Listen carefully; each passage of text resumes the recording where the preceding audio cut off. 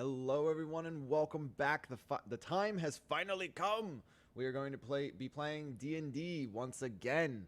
I know that we took quite a break. Unfortunately, we just had everything just kept coming up. Most of it good stuff. Once or twice, it was my job that unfortunately wound up stopping us. But we are back. I currently have everybody here with us today. We have the Misadventure. We have Justin and Justin.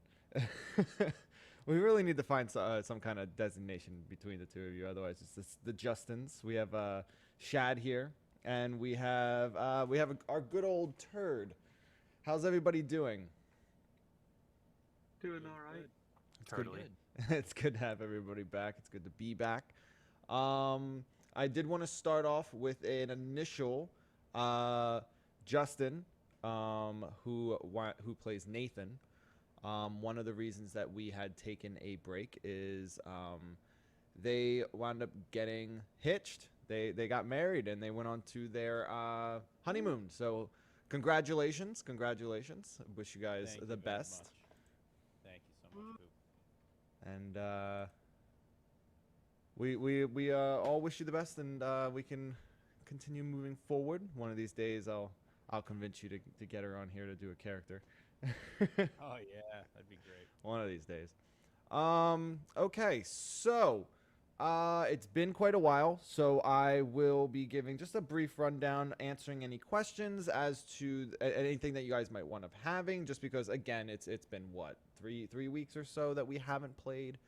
So last we left off, we had made it to the capital, Nako, in Deathfall. You guys had spent the eve. You had arrived with Hordak. He had introduced you to one of the guards at, well, not really introduced you, kind of just like forced you upon one of the guards at the front gate, and they took you to the inn. I believe it's Daggertooth, if I remember correctly.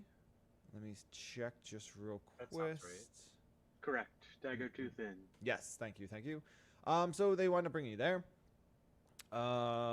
Then my notes are in the completely wrong spot. I'm sitting here reading. I'm like, nope, that's not right. None of this is correct. Chapter, Your Highness. There it is. Yes, the way I wrote this out, everything's broken down into chapters. You guys wound up doing some shopping. What was it? Nathan almost got arrested. Allegedly. Everybody wound up pretty much doing a good amount of shopping, drinking, then heading to bed for the evening. And you guys had woken up in the morning to Hordak banging on all of your doors, attempting to wake you up to take you shopping. And claiming that you guys had the meeting with the king for dinner. So pretty much we have an entire day that you guys are able to either, well, pretty much it's still leisure time, be able to do whatever you want. You can accompany Hordak if you so choose to any of the shops, and you pretty much can wind up going there, and then going from there. Essentially, you can just wind up going from there. So any questions before we wind up diving into this? Not a question, but a disclaimer. Mm-hmm. I'm a lot better COVID-wise, but my whole like nasal passage, sinuses, and throat are still recovering. Ah. So there won't be any voices from me. I'll just be talking normal. Which is perfectly normal fine. Mick voice. Which is perfectly fine. Glad that you are at least doing better. Okay. So Anybody else? Any questions, inquiries? Thangs. Did we level up after the last end to the chapter? No. Okay. No. I didn't think so. I mean, I know someone is off, but I think we're about halfway. Yeah, the next level is essentially the last 3 levels put together. So Yeah, the gap in between starts getting larger. also the each power time. jump to 4 is pretty big. because you can either pick up a feat or get a stat increase. So True. True. pretty big jump. And that's and it also, because you also have to think of it this way, Shad. When the higher level you guys get and the bigger party that you have, it increases your group's CR capabilities. Meaning the types of creatures and the difficulties of creatures increases significantly. So the stronger you guys become, the stronger the monsters become. Okay. So if you guys were to level up super fast, then you might all of a sudden be facing things that you're not geared to deal with, you know? Mm-hmm. So it's their way of solving in 3rd edition and 3.5 for that matter. Mind flares. Every time you added a class to yourself, like when you leveled up, you had to change the way you calculated experience gain and when you level. Mm-hmm. So this change to make it so that there's more experience between each level is how they curb the scaling for multi-classing. Because multi-classing can be extremely strong. Or you're extremely annoying. Yeah, at high level campaigns, it's very strong. At this level, it's not as strong. It's more story wise, but it's how they solve that problem of, oh, I'm gonna be a monk, barbarian, this and that, but they don't want you to have to like pull out a calculator to calculate the experience gain, Mm-hmm. basically. Yeah.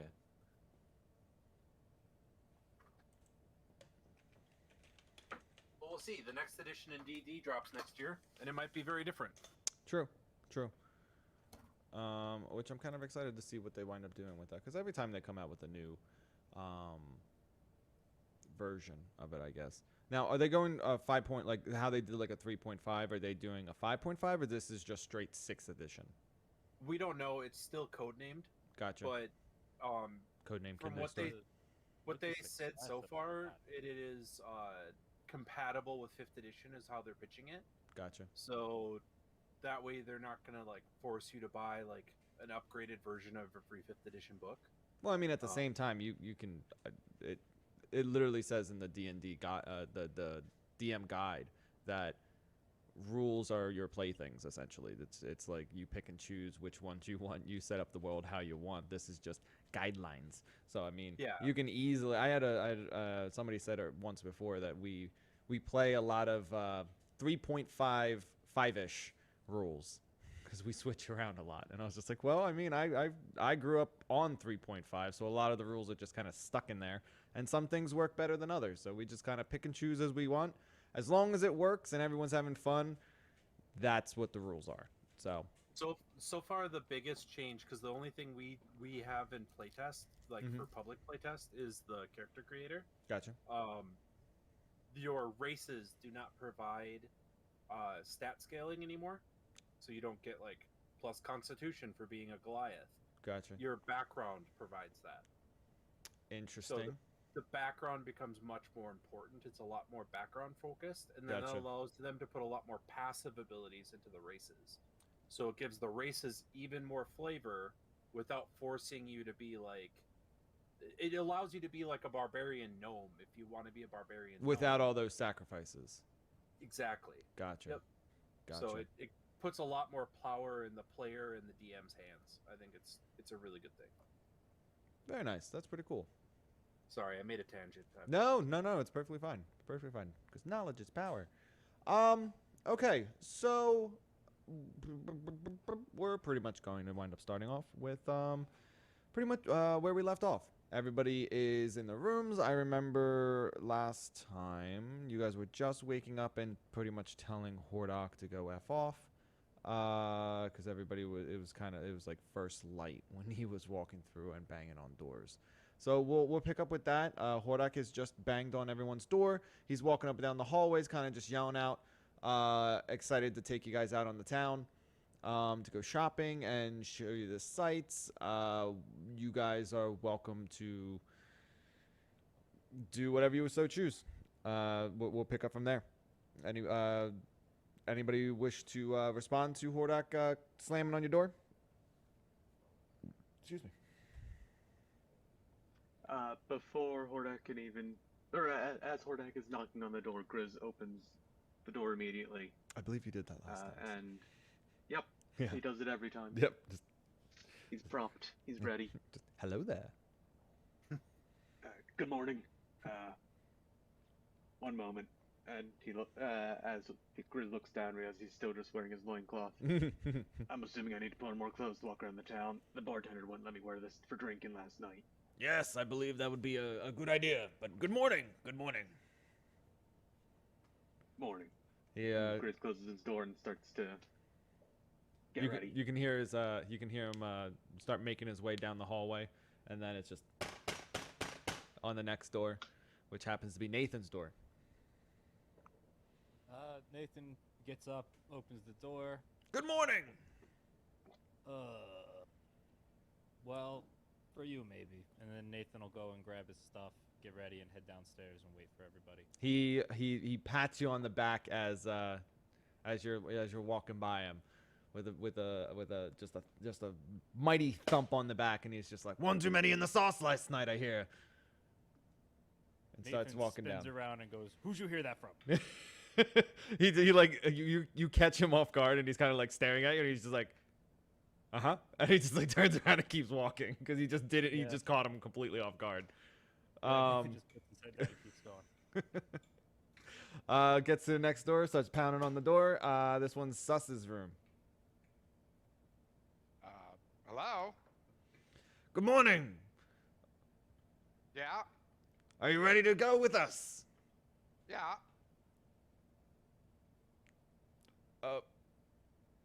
Okay, I'll see you downstairs soon. Okay, bye. You can hear him like shuffle for a second, and then start moving on. he gets to the next door. That would be whose door is he gonna go to now? Let's say he gets to Wog's room. One moment. Gets up, walks to the door, opens the door. You visually see him take a step back. Like he just takes a big step back, and he's just like, "Good morning. How are you?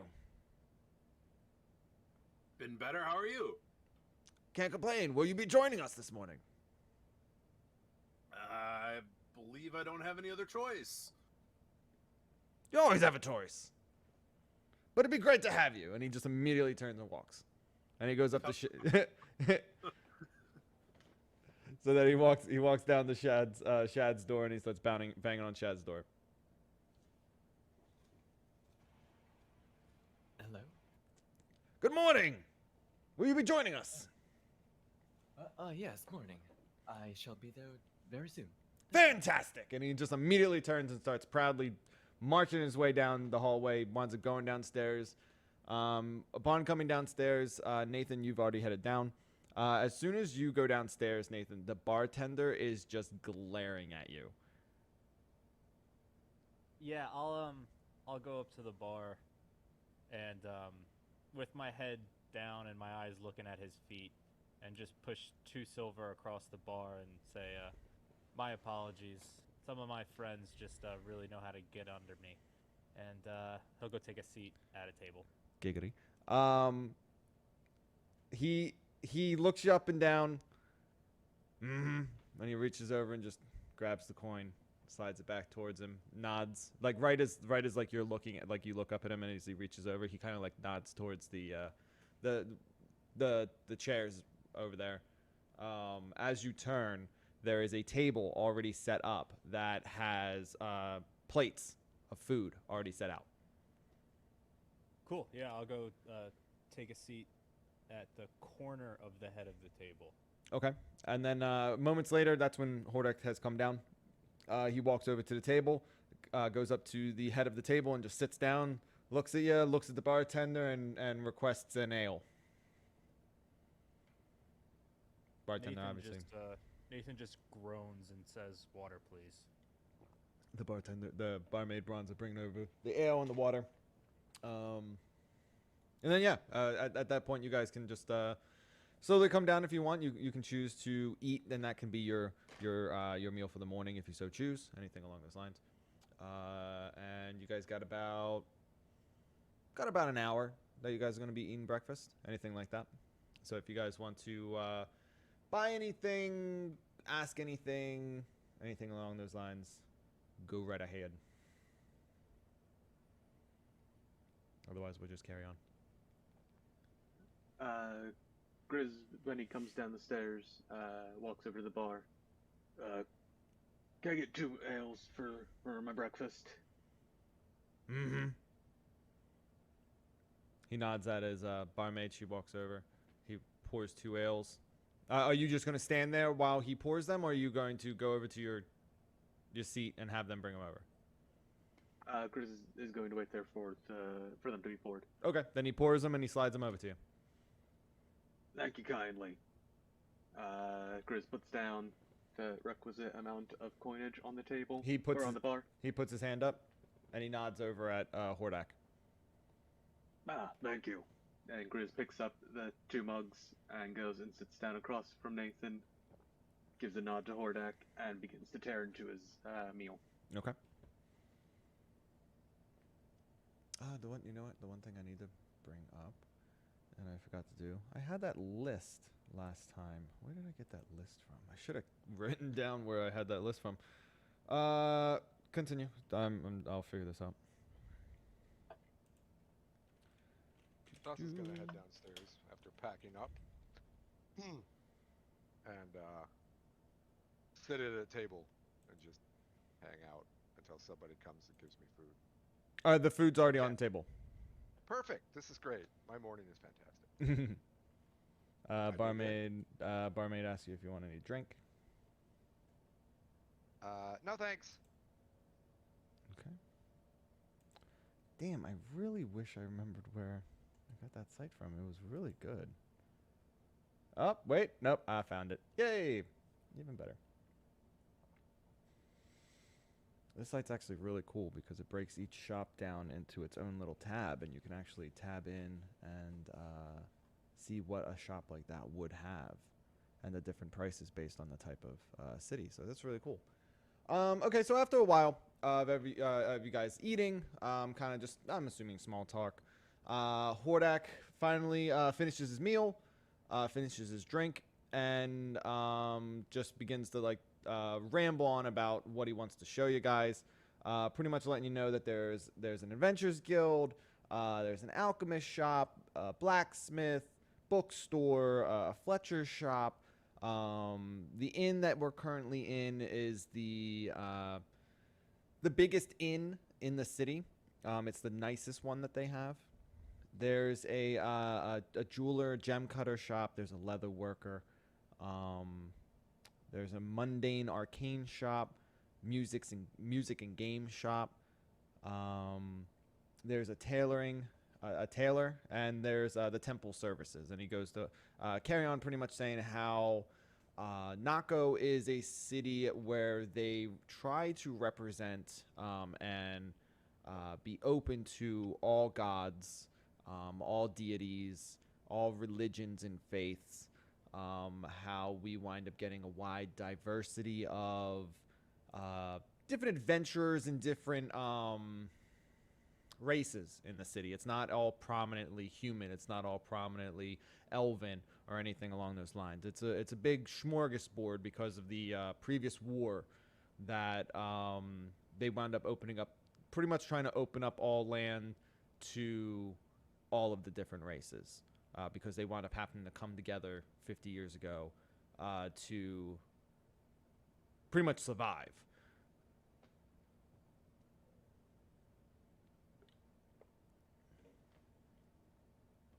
So from there, he wants to turn to everybody, and he says, "Is there any particular shop that you guys would like to go to first?" I typed it in chat, but as a sidebar, you said there was a mundane arcane shop. Can its name just be the Mundane Arcane? Great name. Yes. Okay. I like it. Mundane Okay. Arcane. I love it. Do you want to? So when let's say that you wind up like asking if that was his name, and we had that conversation. So he's gonna recommend that he's gonna suggest we go there first. So upon entering the shop, he pretty much explains that here they sell a lot of wizarding and magical-esque components and items, such as like wands and staves and crystals, orbs, things of that nature. He also they sell a loot, and he looks over at the shopkeeper and nods his head and turns back to you guys and says that anything in the shop is a 10% discount. Does anyone need anything? Essentially, he's escorting you around town to show you the different shops, and each one we can step in if you so need. Otherwise, we'll just play it as that you guys do step in them. But this one, since we talked about it, we actually stepped in, and this is what winds up happening for each of the different shops. Is as we step in, he explains that as a initial reward from the king, there is a 10% discount on anything in the different shops. Grizz raises a paw. Yes, sir. Would this be where I should be having someone check out this nifty sword I found that you seem to take an interest in? Let me just double check, make sure that this is the one. Yes. He goes over to the shopkeeper, brings the shopkeeper over, and asks you to see the sword.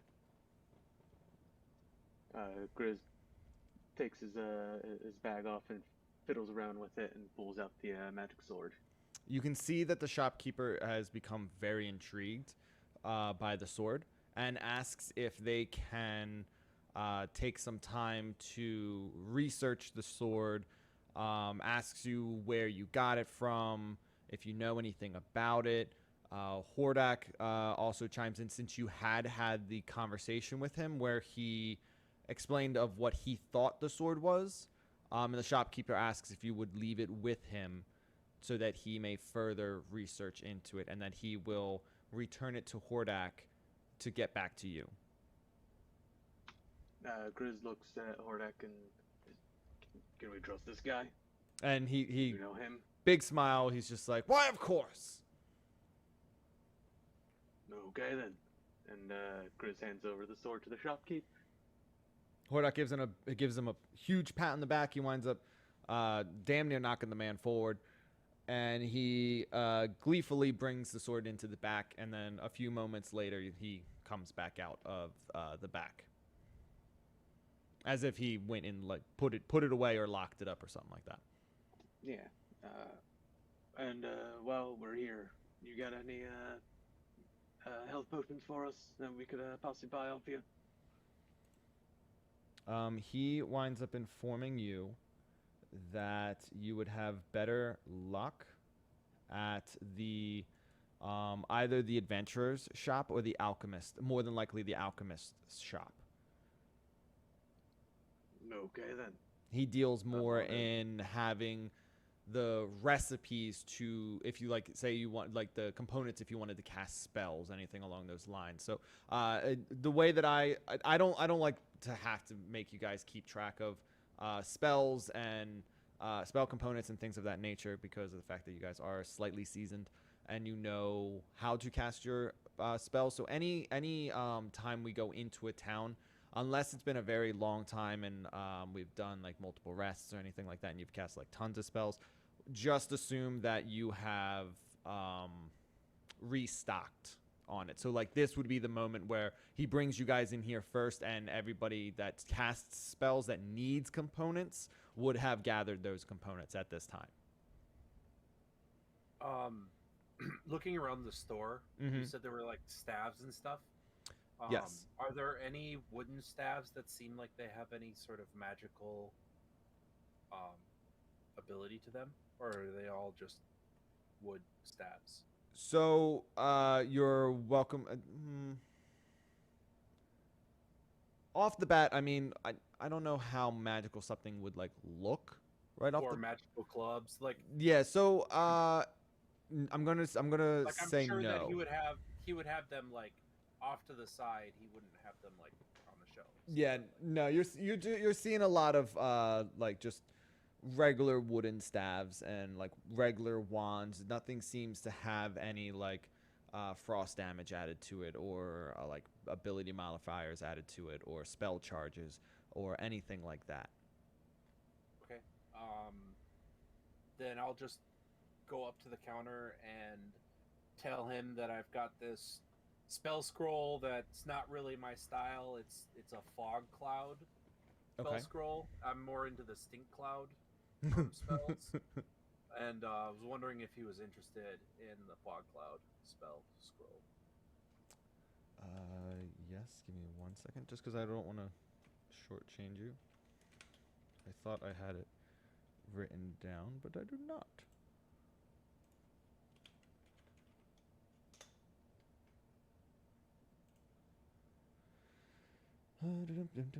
He will offer you 50 gold for it. Yeah, I'll gladly take that. Okay. Give him the spell scroll. Fantastic. Just make sure that you take that out of your inventory and then just add the 50 gold to it. I take the 50 gold in my hands and it like feels uncomfortable to me. So I just like walk up to Sus and I'm like, here, hold this for me. And I just like shove it at him. Okay. Thanks, Stallion. That's all. Okay.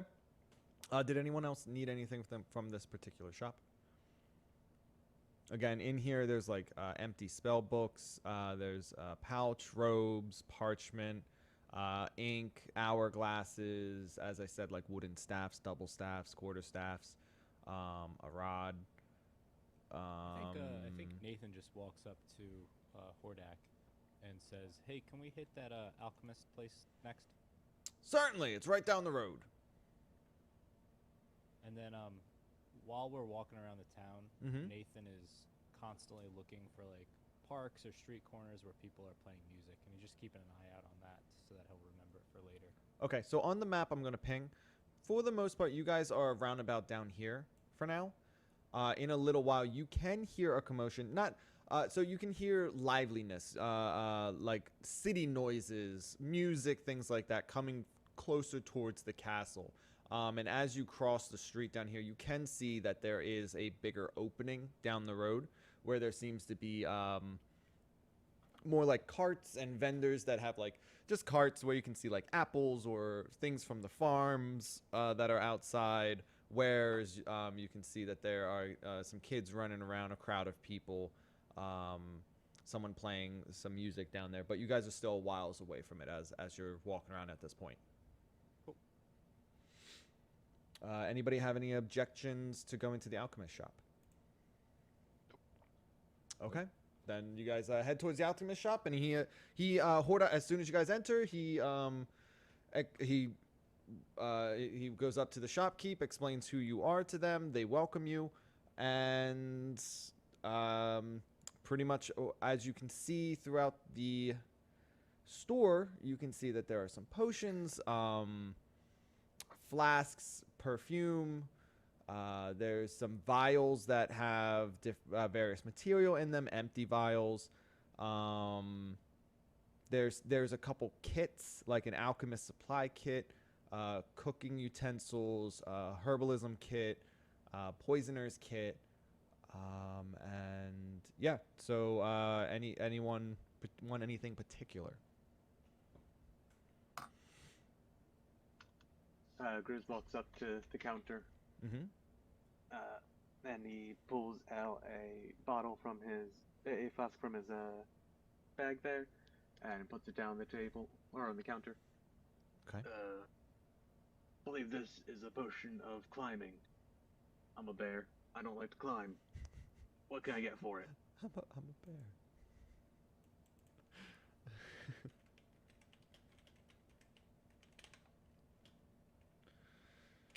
It just makes it easier instead of me scrolling through to just type it in and search it. Boop. Why do you not have a price? Okay. He offers you 70 gold. And how much are potions of healing that you got here? The potions of healing.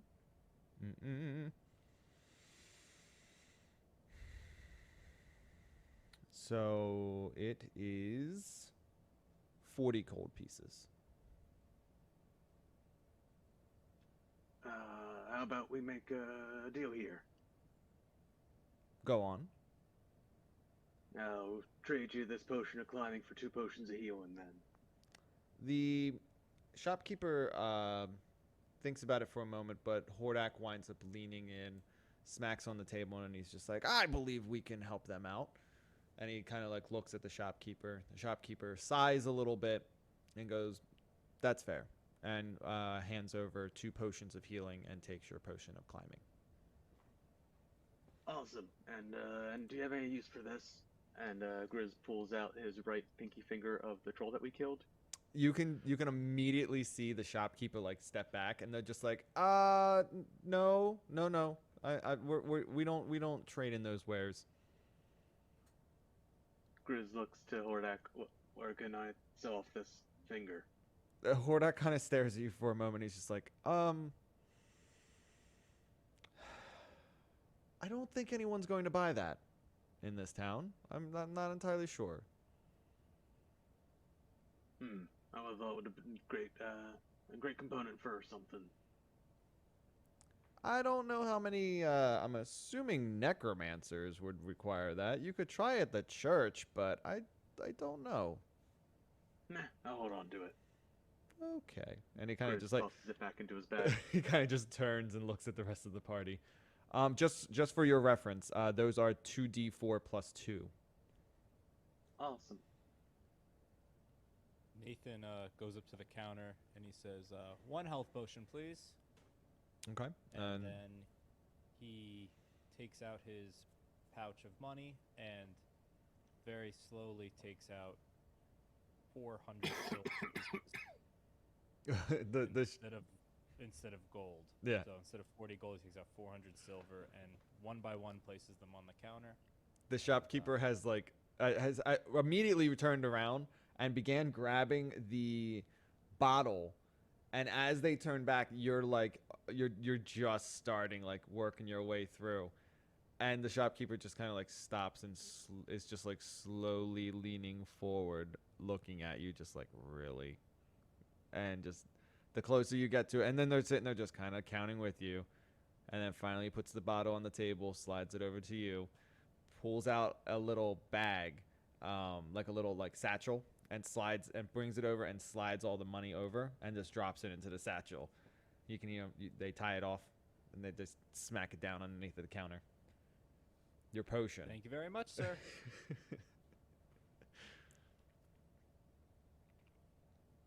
Anyone else? Anyone else need anything along those lines? Or anyone else looking for anything that you would find at an alchemist shop? I think I'm all good. Yeah. Okay. Sauce is good. Okay. All right. Is there any other shops that anyone would need? I can go through the list again if you so choose. I need to get some tools. Some tools. What type of Like- tools? Like the ones for thieving. Thieving tools. Okay. Let me just do a quick look. I would think I would I could feel. go over Bless to you. Hordak and be like, hey, whore guy. Sir. I need some tools to ply my wares. You know, like getting into stuff. So you need some lock picks. Yeah, that'll do. Let me think.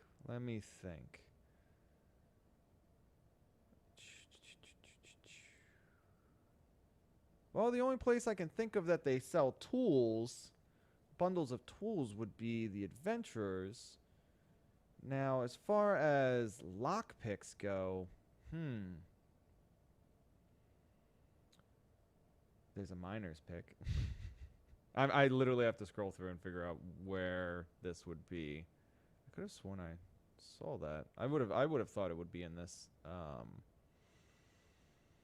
shop. A lot of. Let's see. Let's try this one over here. Nathan walks over to Sus and just whispers in his ear, "I saw Home Depot on the way in." The hell is that? I don't know, but it looked tooly. Jesus. Don't you mean Dormitory Depot? Yeah. Well, I mean, the only tool shop I've ever been to is called Menards, and I saved big money there. Save big money at Menards. Love it. Okay. Yeah. So he pretty much says he's like the best place I think we should go is the Adventurers Guild. They should wind up having tool sets of different types. That's great.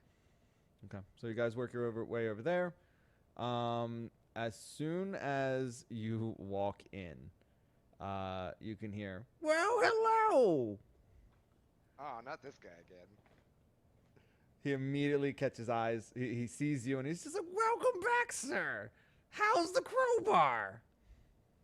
I haven't used it yet. You want to try it? No, I had it for a long time. I know how it works. What can I do you for?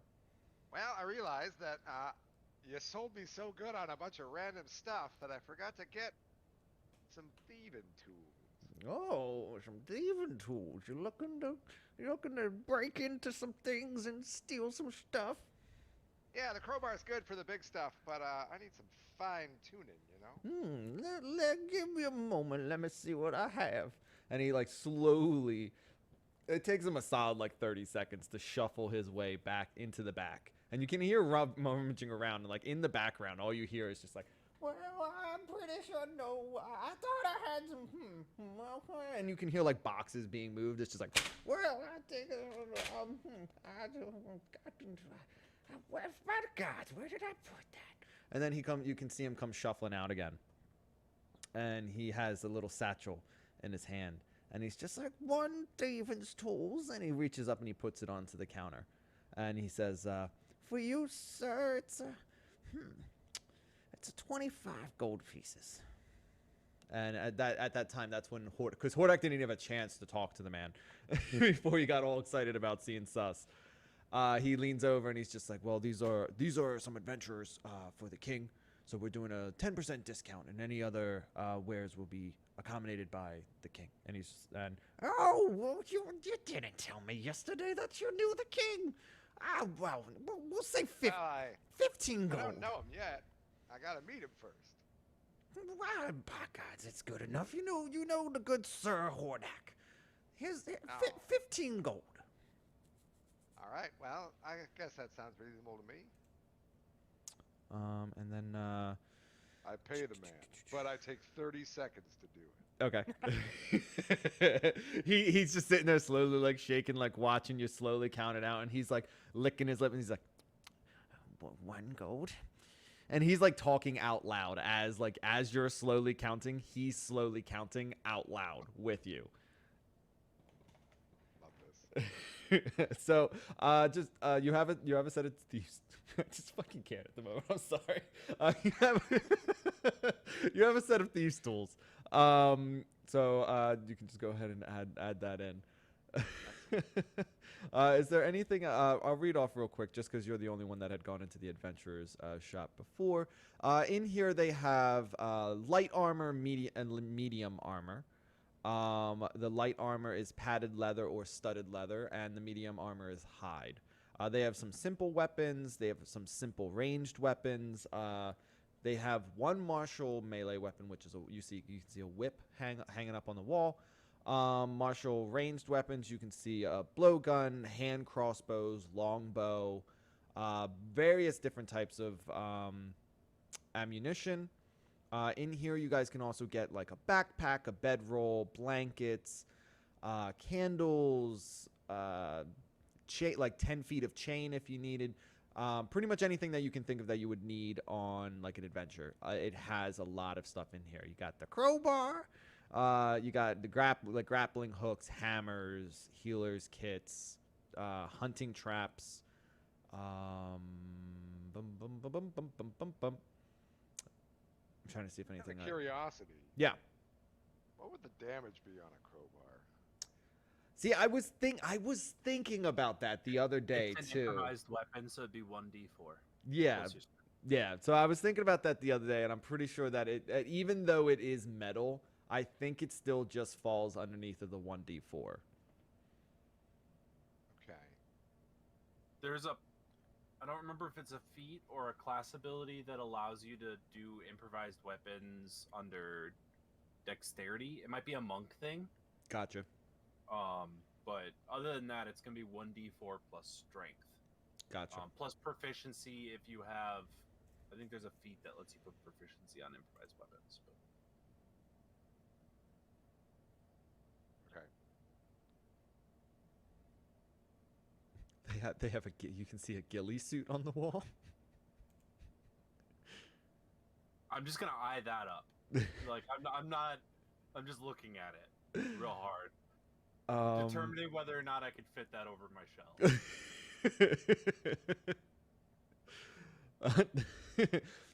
Everyone else can see you eyeing that up, and no, it will not fit over your shell.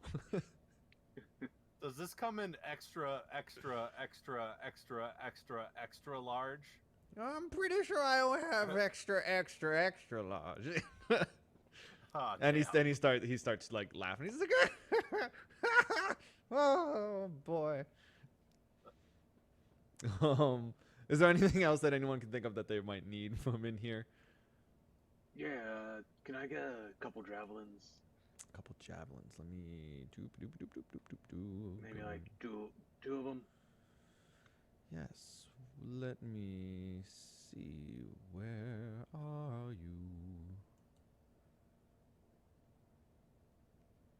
Thus gonna pull out his bagpipes and start playing a tune to see if that old man will dance for him. Nathan walks out of the store.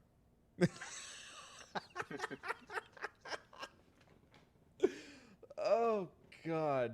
You I can. just humble to myself while I've always wanted an edible piece of cloth. That's great. I did an 18 performance check. Okay, I was Dude, it's good. So, you know what? I'm just gonna give you a.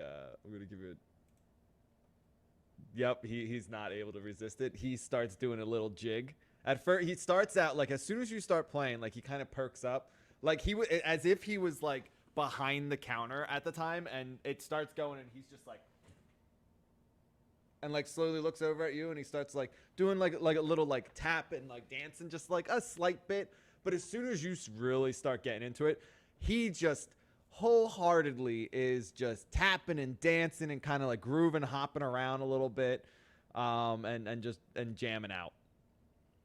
Perfect. This old man is my favorite, by the way. Oh, I love it. Yes. I liked Kista as an NPC. You should go back to the Rude shop. Rude. Thinks he had a cold. Man Kista? Rude. So I hit the button one too many times. The javelins. How many javelins did you want? 2, please. 2. That would be 10 silver pieces. Perfect. As you ask him this, he is still tap dancing around, and he kind of like shimmies his way over to the javelins, and he kind of like grabs them, getting them, and he's just like, and he like comes back, and he's got him, and he places them on the counter, and he's just like, that would be 10 silver pieces. Grizz drops them very unceremoniously onto the counter and picks up his javelins and steps outside with Nathan. Okay. Anybody else? Anyone else need anything from the shop?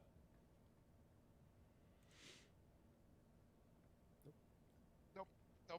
Cecil will put his pipes away and head out the door.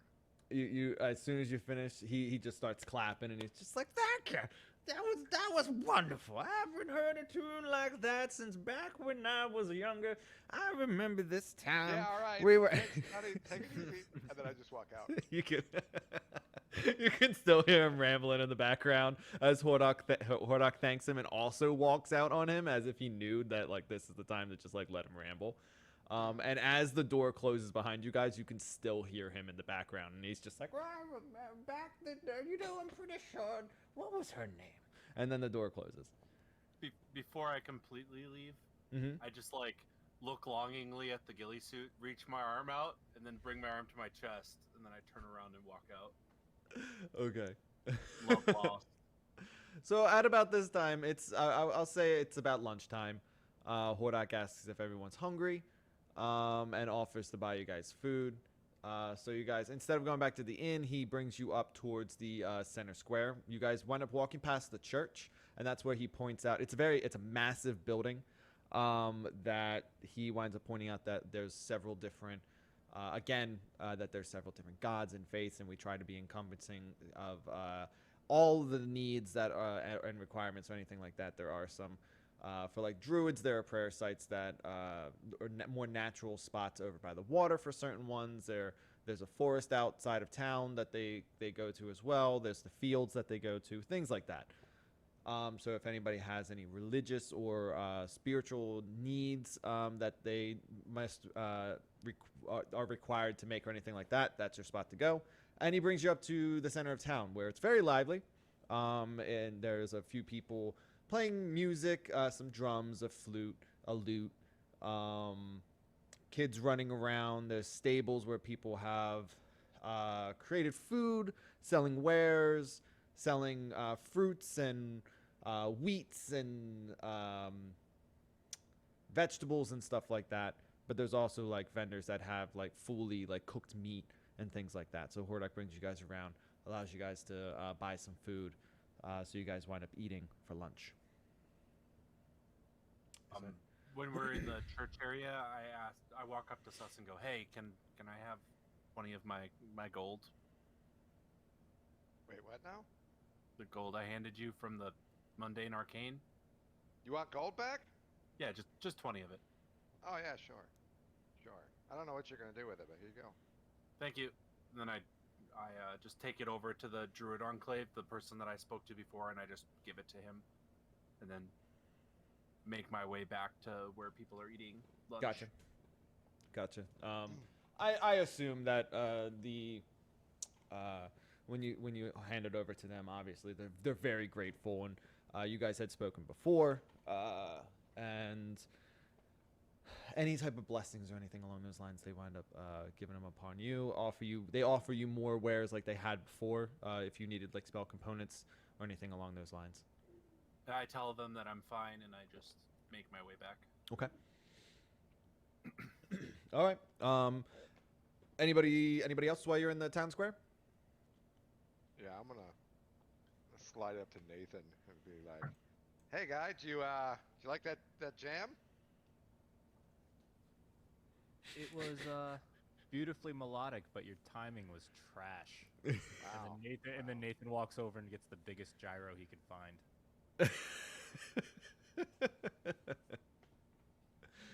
Oh man. Oh, what a dick.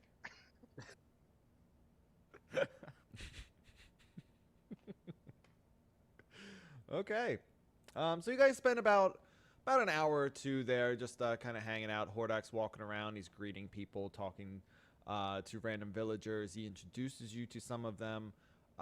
He seems to be well known and revered among the people. He's not just like any old knight captain. Commander. He seems to be very connected to the people of the city.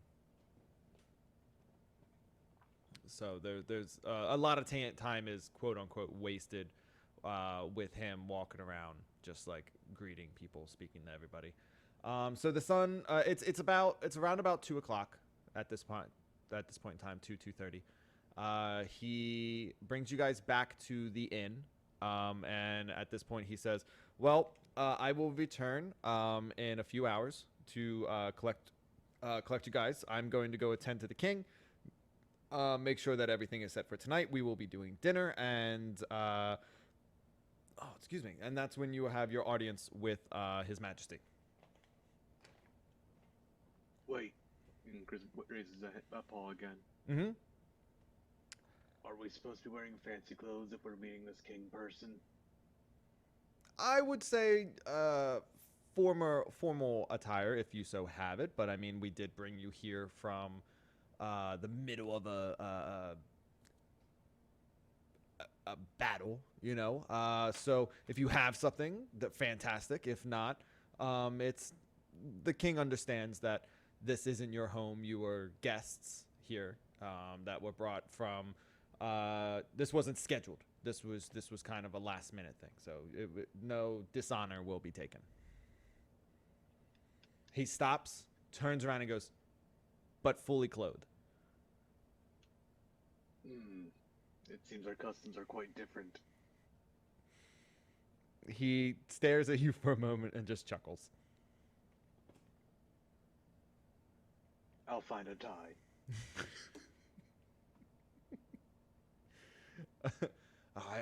I'm not sure I know what this tie is. Don't worry, you'll see. Love it. Okay. So he winds up bidding you guys adieu. He leaves you alone. You guys got a couple hours to do anything else if you guys so choose. Grizz goes immediately to his room and begins to work. Okay.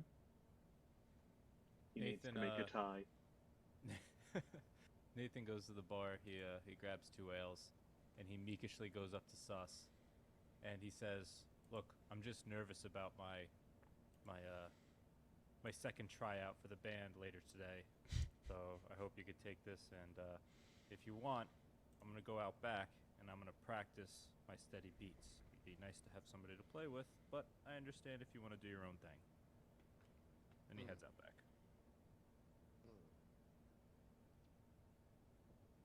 Well, did you give me a beer? Yeah, I brought you a beer. Oh, cheers, buddy. Cheers.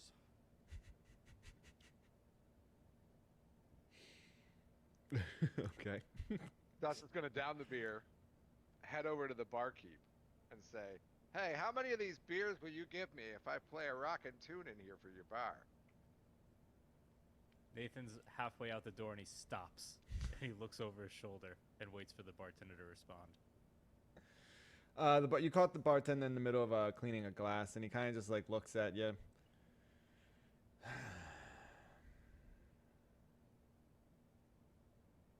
I'll give you 2 free drinks. Oh, let's do this. Nathan jumps up on a chair that's next to him and just lays down a steady beat for Sus to play whatever he wants over. Okay. Each of you give me a performance check.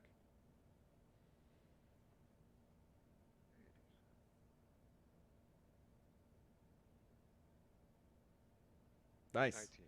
Nice. Yeah. A 15 and a 19. Yeah, you guys. So. Oh, Lucian, are you joining in? Yeah.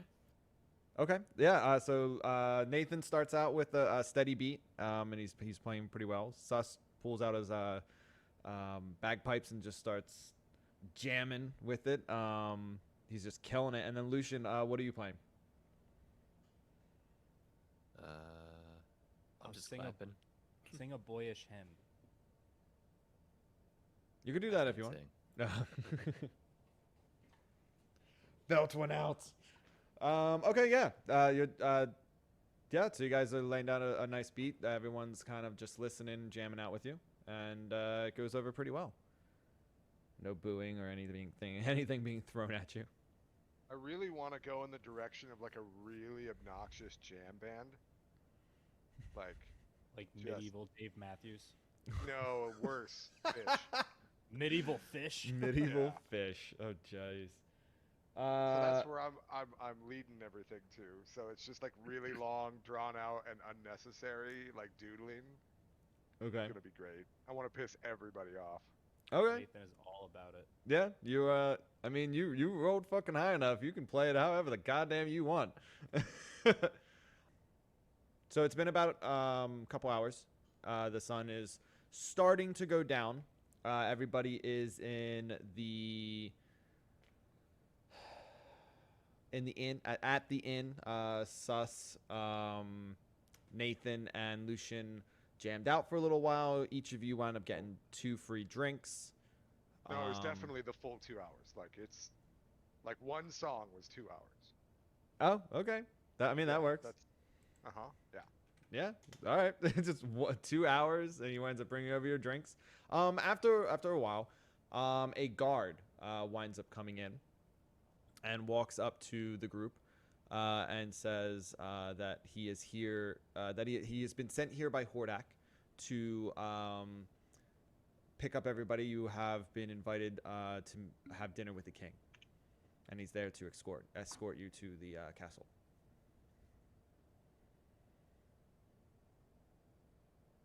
And he's currently talking to Nathan, Sus, and Lucian.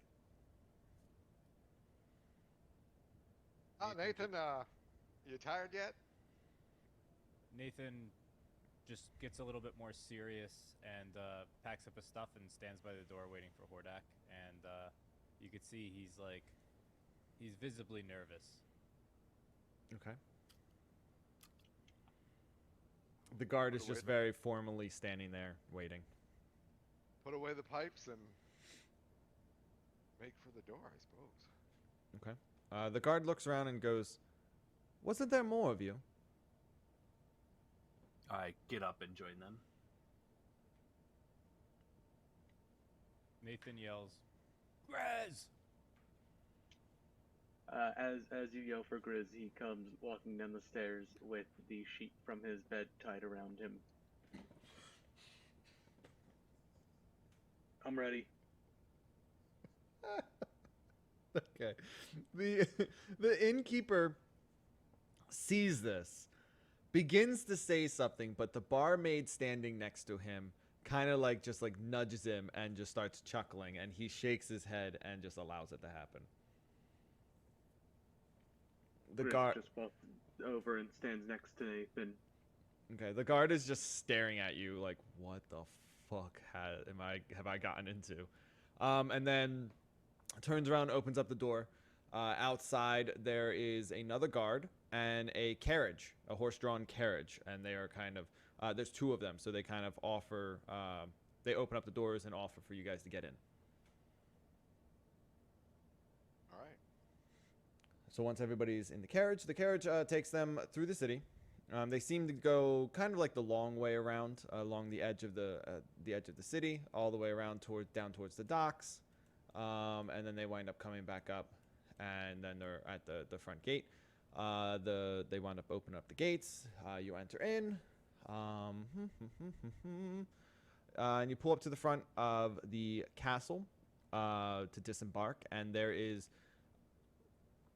The steps that go up into the castle, there are guards standing on the aisle on either side, just pretty much like side by side, lining the whole way from the carts to the front door.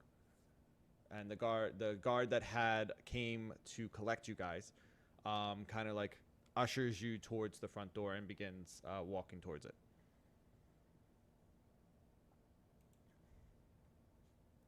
Is everyone just going to follow? Do you want to do anything? Just following. Okay. Yeah, follow. Okay. Follow too. Once inside, the group is led to a massive room. Let me change this over.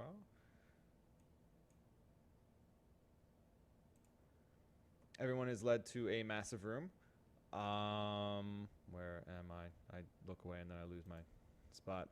Massive room with a long table in the middle, and at the far end stands Hordak. Once he notices the party, he looks to his left and nods his head. Heroes, thank you for coming. If you would all take a seat, the king will join us presently. Is it supposed to be all black? Oh, you guys can't see that? Hold on. Shit. Oh, I reloaded it. It's still black. My guess is the lighting thing. More than likely, it's because of the fact I didn't put your guys' characters on the on the board like an idiot. Stinky Stallion. Wogrog, the stinky stallion. Wogrog, the Stinky Stallion. Bye-bye. Is that everybody have a character on there? Yes. And now we roll initiative? Are you attempting to fight Hordak? No, Okay. not Hordak. Turtle? Turtle. Okay. So pretty much, Hordak is still standing. If you guys just want to take pretty much seats, doesn't really, it's not really that important. As Grizz walks over to the seat, he pulls out something from his pouch, and he goes to tie his new sequence tie around his neck. It's new sequence tie. Okay. I reloaded the page just to be sure. Make sure everyone can see everything and everything loaded up properly. Okay, cool. So I, lean over to Grizz and be like, "Here, let me help you with that," and then I like tie it completely wrong. But like it's together, but it's like askew and completely wrong. Perfect, thank you. And then And Grizz he- gives a nod to Hordak, as well as Anytime Log. I just pat him on the shoulder. Hordak is just wide eye staring at you. Like he does not know what to do right now after seeing you wearing a bed sheet and the two of you attempting to help each other fix this. An item of clothing that Hordak knows not. Yep. Okay. So inside of the room, there, as you can see, the table already has some food put out. There are guards throughout the room. As you can see, those are these icons. They're kind of just lining the wall. And words. After a short time, a fine-dressed servant enters the room, and in a booming announcing voice, presenting His Majesty King Leon Belmont. So at that point, and that's coming from over here, the king comes walking in. Hordak winds up saluting him. Why are you behind? You're supposed to be to the front. There we go. Hey, Coop. I'm Yeah. sorry, but my whole room is blacked out. Like I can see things, but it's kind of like a shadow version of the room. Like Interesting. I don't see anybody else. I don't know. It's not supposed to be like that. So let me try this. Oh, like you see like 3 pillars. I mean, I see the table, but I don't see anybody else's tokens. It's like Try I'm in the up- moving your character. Oh, that did it. I just moved it real quick, and then it. It may be There's- because I put you on and I put you in place that you needed to just move your character in order for it to adjust properly. It's a little wonky sometimes. Well, sometimes you need to click your token for it to recognize like you as the owner of the token. Yeah. Got it. So, How's that? Can Sorry. everybody see again? Yep. Cool. So that my whole description earlier probably makes a lot more sense now.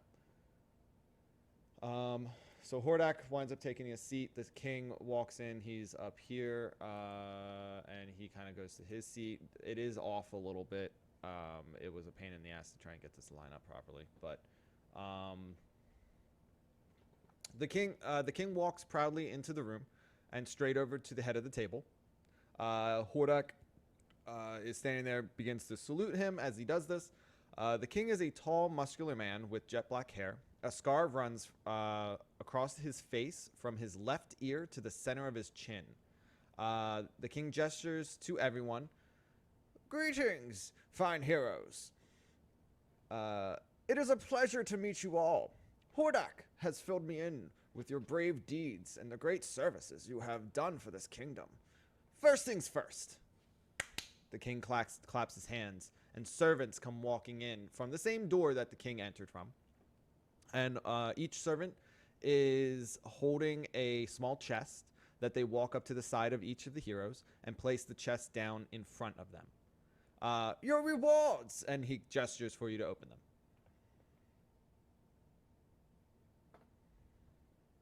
Does everyone want to just open them? Yeah. Okay. So inside each box is 10 gold pieces, 5 healing potions that are 2d4 plus 2, a cloak with the king's sigil on it, and a small badge that also has the king's sigil on it.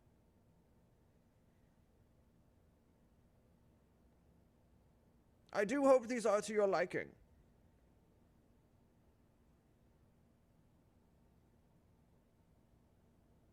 Cloak with the king's sigil, and then what was the other thing? It's a The small. badge? It's like a small badge that also has the sigil, the king's sigil. Is the cloak bear sized? Each one is sized to the character. Grizz immediately attaches it. Over top of your the bed sheet that you're already wearing, essentially as a cloak. Over top of the bed sheet and tied just as terribly as the necktie is. All right. But without noticing Grizz doing it over his back, I tuck it into my neck like it's supposed to be a napkin. Okay. Anybody else?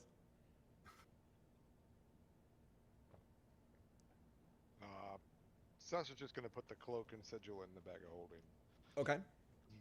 Nathan, Lucian, anything stand out? Anything? Is there any words on the sigil, or is it just a just like a crest? Essentially, it's a crest. Yeah, Nathan will I will. I haven't fully designed it yet, so I will wind up getting you guys what the crest looks like later. And you Yeah, said it- Nathan will just throw the cloak over himself and tie it and put the badge on the cloak. Okay. Is the metallic, or is the sigil metallic, or is it like stone, or On the cloak. no, the like badge? Oh, Is the it badge. metal, or- It's Stone, it's part metal, part leather. Is it like the part that faces me? Is that leather or is that metal? The part that faces you is leather. Okay. The outside of it, it's more like it's made out of leather, and then it has metal like embroidered and like bordered added to it on the front Okay. side. So I just stuffed that in my armpit then. Okay. All right. I don't have pockets. No. It just caught me off guard because I completely forgot that you did that with everything. A few moments later, after you have had a chance to, everyone's kind of going through, looking through the different items that are in there. Don't forget to add the 10 gold pieces and the 5 health potions to your stocks. A few moments later, the door opens again, and the same announcer enters and proclaims, "Her Majesty, Queen Elizabeth Belmont!" And he kind of steps to the side, and the Queen winds up entering into the room, and she gracefully walks over, kisses the king on the cheek, and then takes her seat next to Nathan. Hordak at the same time stands, salutes, does the whole entire thing again. Enters the room, kisses the cheek. She is in her in her mid-30s and exceptionally beautiful. She has long blonde hair that is up in a well-done bun. The king says, "Ah, allow me to introduce my wife, the queen." Once the queen makes it to her chair, she kind of curtsies to everyone and then takes her seat. To which she replies, "Good evening, heroes. It is a pleasure to meet you all." And then she kind of just sits there very gracefully and is just kind of sitting there. The king then gestures for the servants and announces that the hero's honor. In the hero's honor, they will have a feast. And at that point, servants just come in, and any food you could think of in like a human kingdom, I guess, for the most part. Human-run kingdom. There is just luxurious foods. There's seafood. There's lemons. Various like rice and things like that you would find in like foreign countries.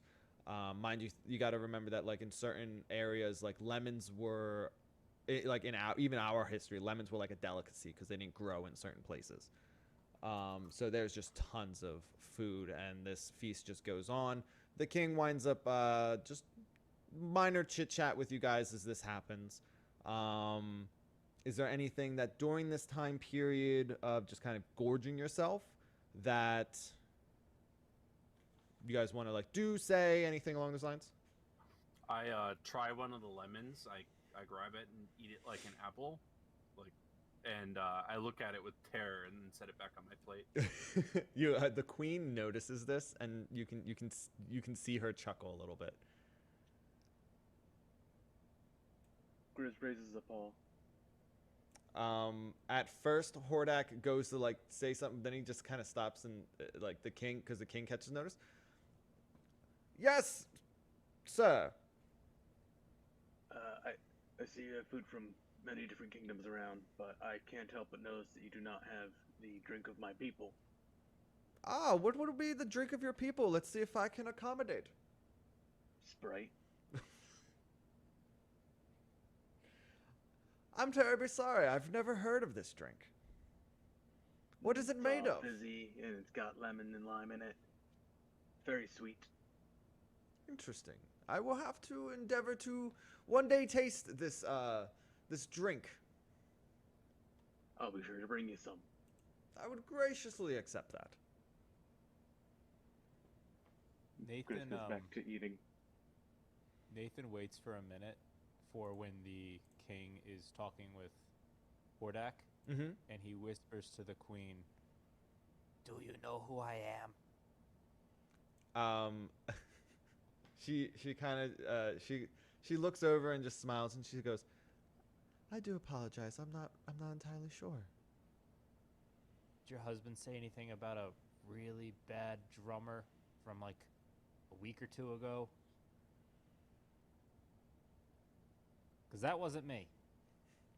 She was in the middle of like trying to like acting like as if she was trying to like think, and she's just like, "Well, I'm glad that wasn't you." Nathan just puts his head down and he grabs a few lemons off the table and puts them in his backpack. Are there limes too? No, just lemons. All right, just a couple lemons he takes. No coconuts either. Sorry. Okay. So after after the feast, the queen and the servants begin to like remove all the plates and everything like that. There's a short amount of time that it's just casual talk, and then the queen winds up excusing herself. She rises as she rises, because she kind of clears her throat and looks at the king. He nods. She rises, he rises, and Hordak rises. As Hordak rises, he kind of looks at the rest of the heroes and like gestures for them all to stand. Is anyone Stand. going to comply? Yeah, I'll stand up. Yeah, Nathan. Yes. stands up. Okay. I guess the better question would be: is anyone not going to comply? So she rises. She curtsies. She thanks all of you. Bids you adieu, and then exits out of the door that she entered in. The king, everyone winds up sitting again. The king swigs back his drink, and then he winds up clapping his hands again, and another servant enters, but this time they have a map, and the table has been cleared, and he kind of opens up the map on the table, and it seems to be pretty much the map of the area that you guys have, which is, do you guys need me to show you that one again? The world map? Sure. Okay. Sure. Can't hurt. So here's the world map. Oop, need to zoom out. Yeah, it does that every single time. Boop, boop, boop, boop, boop. Okay. All right. Also, I have added in, just for your guys' references, I have added in names to the different areas that wound up going. So right now, you guys are in Nako over here at the kind of like the top right. You guys it started in Irigan, which is here, and you are in the country of Deathfall. Okay. So the king pretty much starts off with a flat like that.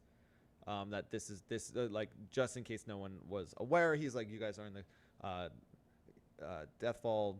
You started in Irigan, and that's where he talked about.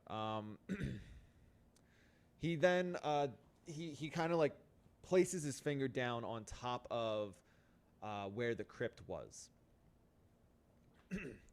Heroes, this shard and lich that you have encountered troubles me greatly. I fear that this is a prelude to something far worse. In the past year, we have received intel that across the kingdom, an evil presence has begun to fall on select areas. And as he's doing that, he kind of quickly like taps the map in various spots.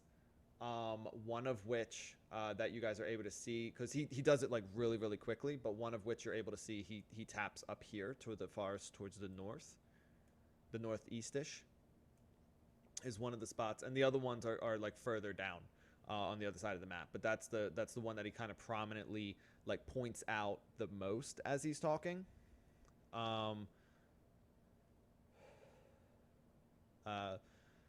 Some are areas where there does not seem to be anything of importance.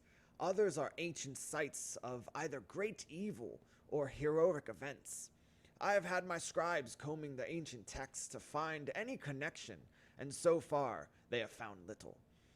But what I have found makes more sense now that I have the intel of this shard. They believe that there are more of them, and they are used in some sort of ritual. I would ask that you assist us in uncovering more about these shards and strange events. But mind you, I do not expect you to do this for nothing. You shall be rewarded handsomely for your efforts. What say you?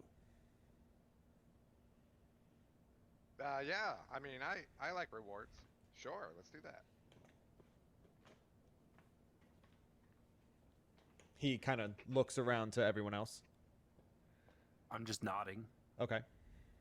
Yeah, Nathan is just like kind of hiding his face, and his knees are shaking, but he's nodding. Okay. Grizz. Grizz takes the lead of everyone else and nods along. Okay. Shad. Same. Okay. Same with me. He kind of raises his arms up, and you can see a big grin, and he's like, "That is amazing news. You don't know how happy it makes me to know that there are still those out there willing to help others in need." We don't need that.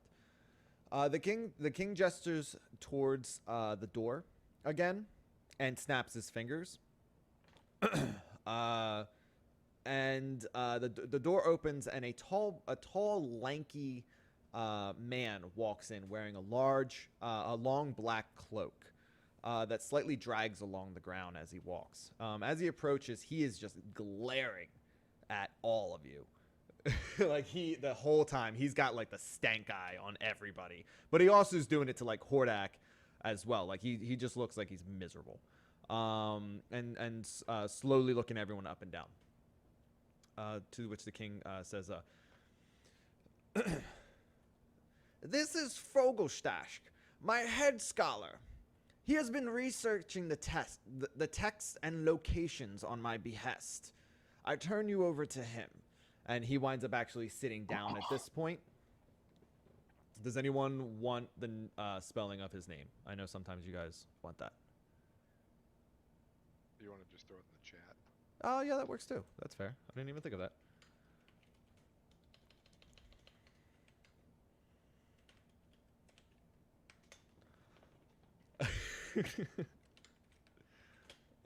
So it's this. That's an interesting spelling. Yeah, I know. Sorry. For anyone that can't see what I typed, I typed dickbag to Fogelstash. Yeah, for pretty much that would be how like it's difficult to say. I know. I'm sorry. Fogel bows slightly to the king and then turns to the players. "Hello. As the king stated, I have been researching these strange occurrences for some time now. Unfortunately, the process is slow since most of the information is either missing or written in code. From what we have uncovered, we are certain that another location of a shard is in the old monastery up north in Solaris Forest." And that's when he points at where the king had like kind of prominently pointed out earlier. It was once the I can't even read chat right now. You guys are killing me. It was once the home of a silent order of monks that in the public eye was wiped out during the last war 50 years ago. We are unsure as to their true fate, but reports stated that the monastery was in shambles and nobody was found. But in the last year, we have received word that some strange things have been going on in the forest. He leans over. Beasts have been gathering in great numbers there, and and even claims that some of the beasts have mutated into either great giant versions of themselves or grotesque variants. Though they are not clearly or fully reputable, the monastery is a week's travel from here on foot, but there is a small town just on the edge of the forest that you should come across if you would like to gather any intel there. And he kind of stops for a second, and he's like, he goes to look at the king, and he's like, also, before I forget, here is an updated map that has been enchanted to fill itself in as you learn or uncover new places. Now, if you would excuse me, I have more research to get to. He turns to at that point, he like turns to the king and he just like bows.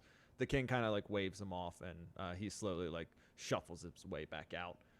Now these maps that they're handing to you, essentially it is this that you guys are seeing right now. And it's just going to, it'll just update. It just makes it easier so that you guys don't have to like keep track of things. So everyone will have the same map moving forward. Make sense? Mm-hmm. Cool. So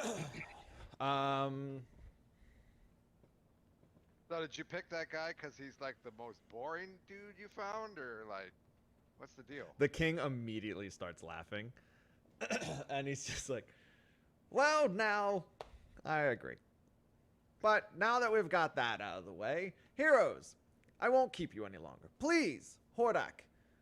Please follow Hordak. He will take you back to the inn and meet you in the morning at the gates. I bid you a good evening. Unfortunately, I do have other things to attend to. It was a pleasure to meet you all, and again, thank you for accepting this journey.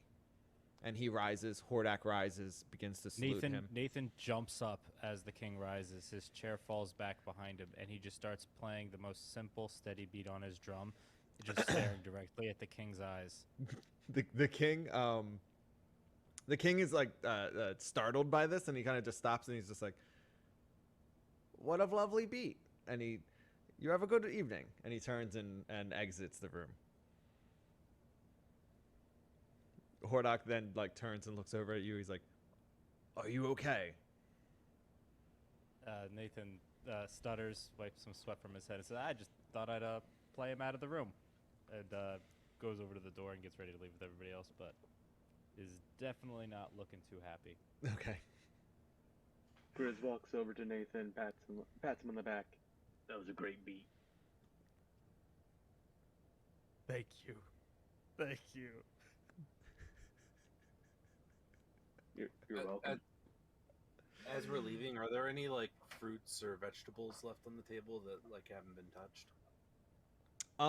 Let's say as they were emptying the table, you kind of gestured for them to leave them. So then, yes, there would be. Otherwise, they would have cleared the table completely. I just stuffed them in my shell, and then like the neck portion of the shell, and then we move on. Okay. The Hordak winds up leading you back to the carriage where they take you back to the inn. He drops you off there, tells you guys that he will meet you at the gate in the morning at sunrise. And he bids you farewell, and he leaves. So you guys you're back at the inn, and the rest of the night is yours. What would you like to do?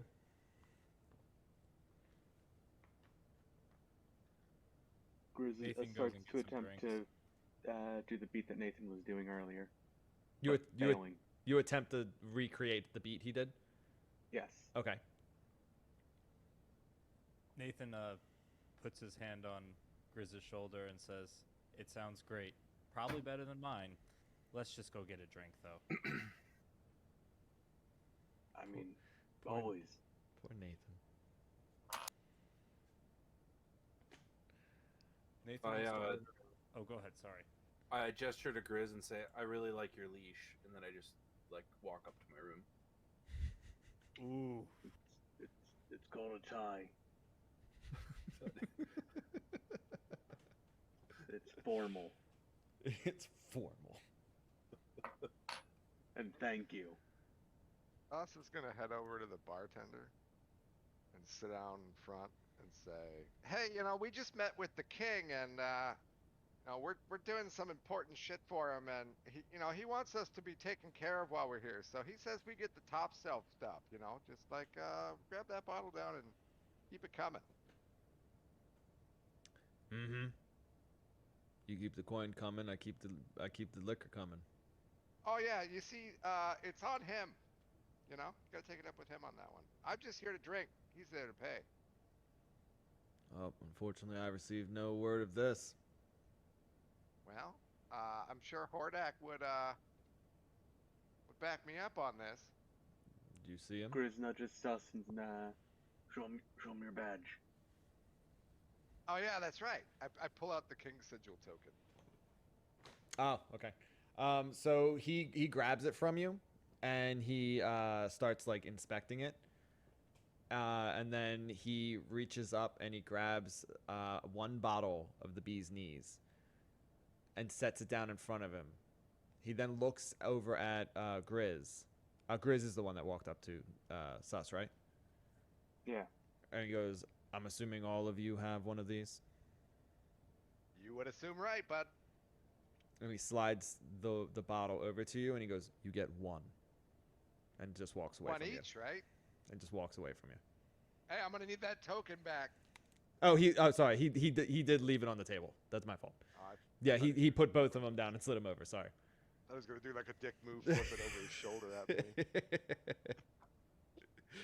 We're drinking this guy dry. He's so mad at you. I was ready to roll a deception. But Mhm. I forgot about the token. Ah. I'll just switch you guys back over to Nako. Okay. Nathan orders an ale for himself, and he asks for a club soda, if you have one. You want a what? Bubbly water. Bubbly water. And he kind of just like shuffles for a second, then he's just like, okay, and he walks. He goes walking away. And he winds up coming back with. Let me just make sure I'm reading the right. He comes back with a small thing of wine, and just slides it over to you. Nathan looks at it and goes, "Can I have a water too, please?" Yeah, he reaches down and you hear from a bucket underneath him like scoop water up out of a bucket, and he slams the mug down. But not slams it down, but he places the mug down full of water next to the thing of wine. Nathan flicks him a silver and says thanks. He grabs it, moves on. Anybody else?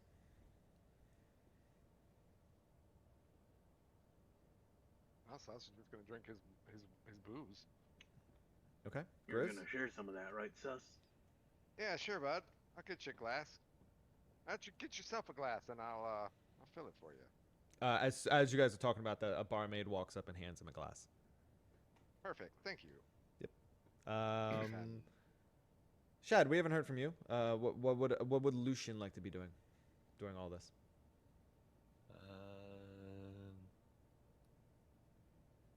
Lucian just asks for a glass of water and just sits and stares.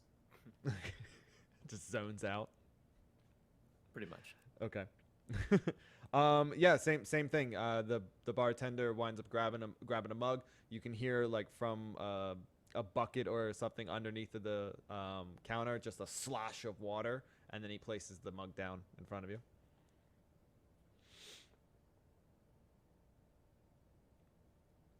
Is there anything that anyone in particular would like to do for the rest of the evening?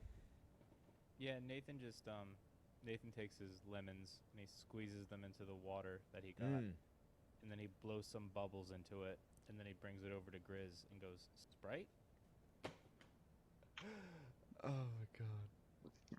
With a giant grin on his face, Grizz picks up the mug and takes a drink from it. Nathan repeats one more time. Sprite? You know, pretty close, but nothing beats the real thing. We'll get that for you. And then Nathan's Yeah. gonna head to bed early. Okay. Anyone else for the rest of the evening? Anything in particular? I know that the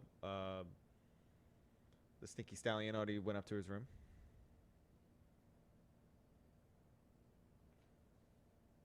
Sus is going to finish that bottle with giving Grizz another glass of it, and then head on up to Okey-doke. sleep. Okay. I will finish my water and then, as well, go up to the room and rest. Cool.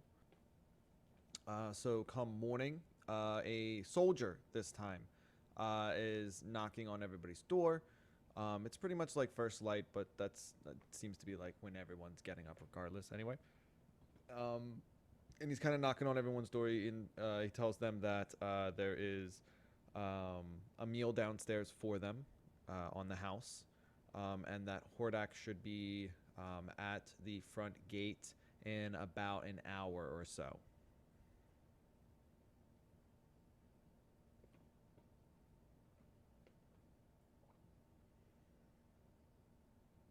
Great.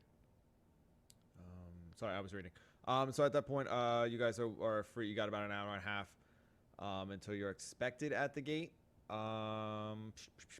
And there's food, so you guys have at least a meal in you. Is everybody planning on meeting at the front gate? Yes. Yes. Okay, so Yep. you guys kind of do whatever you need to do in the morning to prepare yourselves. You guys eat, and then you wind up meeting down at the gate. Within about 5 to 10 minutes of you guys getting there, you can see that coming down the main pass, people begin to conjugate on either side of the road. And then you can hear minor cheering and best wishes and things like that coming from the pedestrians as Hordak and a platoon of soldiers make their way out of the castle gates towards the north and start moving their way down towards you. Once they approach, he has a platoon of soldiers and a couple carts that are pulling what looks like barrels and boxes and things like that. Hordak approaches the group. Heroes, good morning. I hope that you all got plenty of sleep last night. It is a long journey. You have a long journey ahead of you. I wish I could be joining you, but I must return to Irrigan to lend aid and ensure the cave is still secure. I bid you farewell and wish you luck. He begins to walk around and give a firm handshake to each of you, and every time he does shake your hand, he bows his head towards you like you saw him doing with his soldiers. And then the soldiers proceed out the city and in the direction of Irrigan. Okay. So at this point, you have two choices. You can either move straight towards the forest to try to go to the monastery, or you can try to move towards the town that they had pointed out to you. Which of the two would you prefer to do? Quick question. While we're at the gate here, Mm-hmm. is there a livery? Is there a what? A stable? There is. It seems quite empty. Sus is heading over there to find somebody. Okay. You find a stable boy. So I want to rent one of these. You got one? The boy seems like startled, and he's just like, we just tend to other people's horses. We don't exactly rent out horses. And he's like, he seems very confused. Fine. Then I just walk off. Okay. I gave it a shot. Thus doesn't want to walk. I gathered. Anybody else want to do anything before we start doing this the same way that we did the travel last time? You also need to decide which of the two, what path you guys want to take. Where are the paths again? So both of them are pretty much the same path until about the end. One of them is to go to the village that they had talked about, outside the village, outside of the woods, or go straight to the monastery. It makes sense to go to the village so that way we can like rest in an actual bed before we do shenanigans. Okay. So I'm just switching For over. me. Just switching I'll over explain this that to the group. page. Yeah, let's do that. Let's go to the village. Okay. I agree with that. Sleeping on the ground really hurts my shell. Okay. I like to be dirty before a fight. Yeah. Okay, so you guys head out. It's still early morning when you first head out, so you have pretty much a full day's travel. As you are moving along, one of you, after hours of just walking, one of you happens to gaze down at the map, and you realize you have been walking in the wrong direction for about half a day. I don't And you have see to adjust anything on course. the page. That's fine. It's just Okay. the potential of a battle map. I'll put you guys on there so you can at least see it.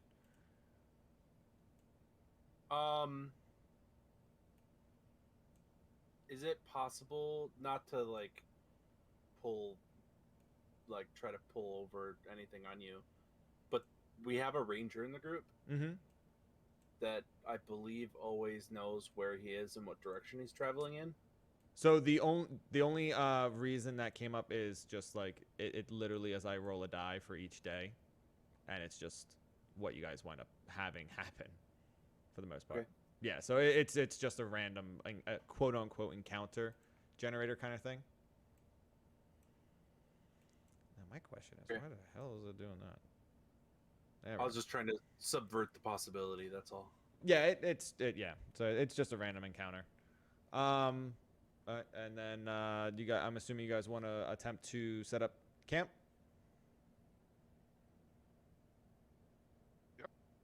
Yeah, that's our only option.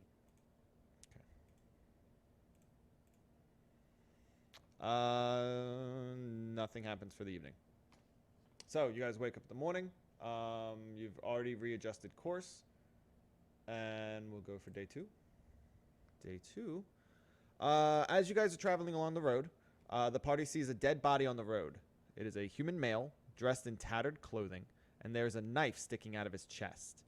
The body has not started to decompose, and it is likely that whoever killed him was still around when he was killed. The body has an old backpack with a few copper coins in a belt pouch. Can I do a perception on the dagger? Sure. Dirty 20. Dirty 20. You can tell that it is a very... It seems to be like as if it's handcrafted, not something that they just like bought. And it just seems to be a standard. Other than that, it just seems to be a standard dagger. Can I take it? Sure. Yeah, I'd like to take the dagger, and if I could do it with a stealth roll to see if, like, you know, never mind. Everyone saw I was stabbed. Yeah, I'll just take the dagger. I'm taking this. Anybody object? Sus is right next to him, taking the copper, and he doesn't say a word. Okay. You find 5 copper. Heck yeah, I do. That's what I'm talking about. Other than that, anyone want to do anything for the rest of the day?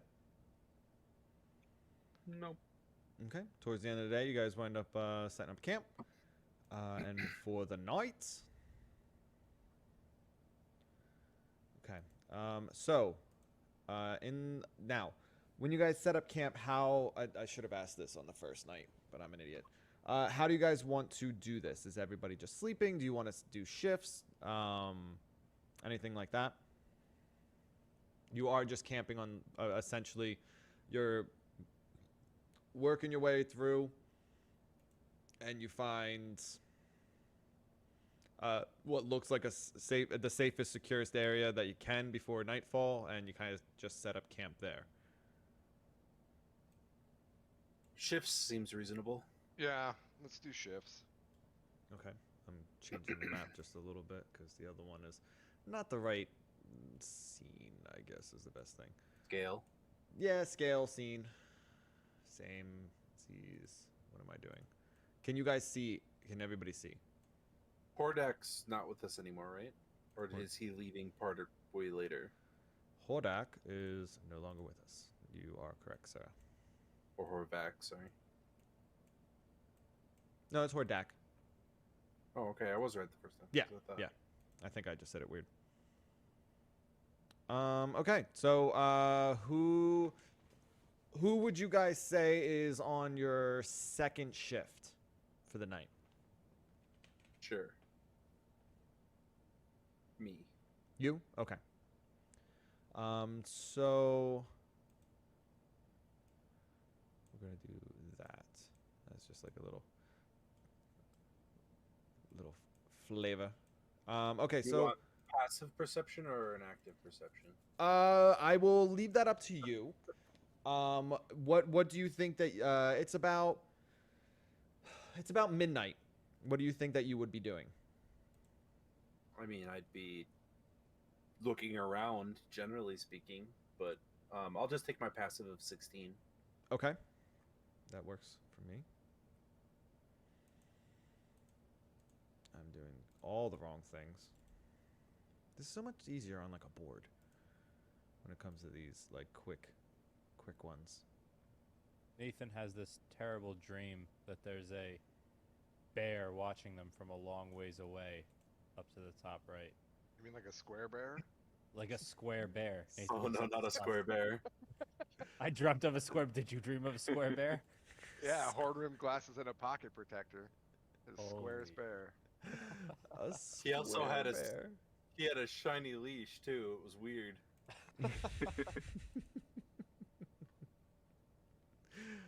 Fantastic. Okay, so you are able to see this happening. So in the distance, you can see a group of cloaked figures moving towards you. They seem to be trying to sneak towards you. They weren't really making much noise, but because of the fact that you were already awake and kind of looking around and staying active, the fire's still lit a little bit, and you can see them coming. So everybody, what would you like to do?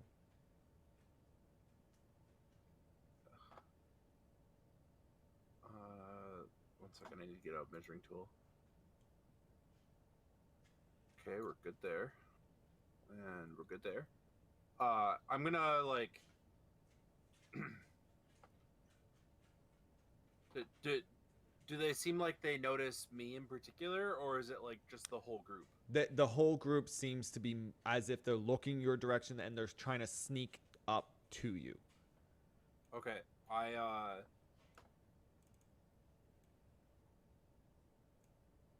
stand up and I shout at the top of my lungs, raising my hand up in the air, and I say, "Wither and blow!" And that basically pointed to right. I'm not on the right pointer anymore. Right here. Okay. Everything within a 10-foot area. Pretty sure it's 10 foot. Yeah, 10-foot area. Withers and starts to decay, and mushrooms grow kind of everywhere. and you have to make a Constitution saving throw, or everybody in there has to take a Constitution saving throw. Okay. I'm just quickly adding turns in for everybody. And then, being that you yelled, we're going to say that you woke everybody up. Everyone go ahead and give me a...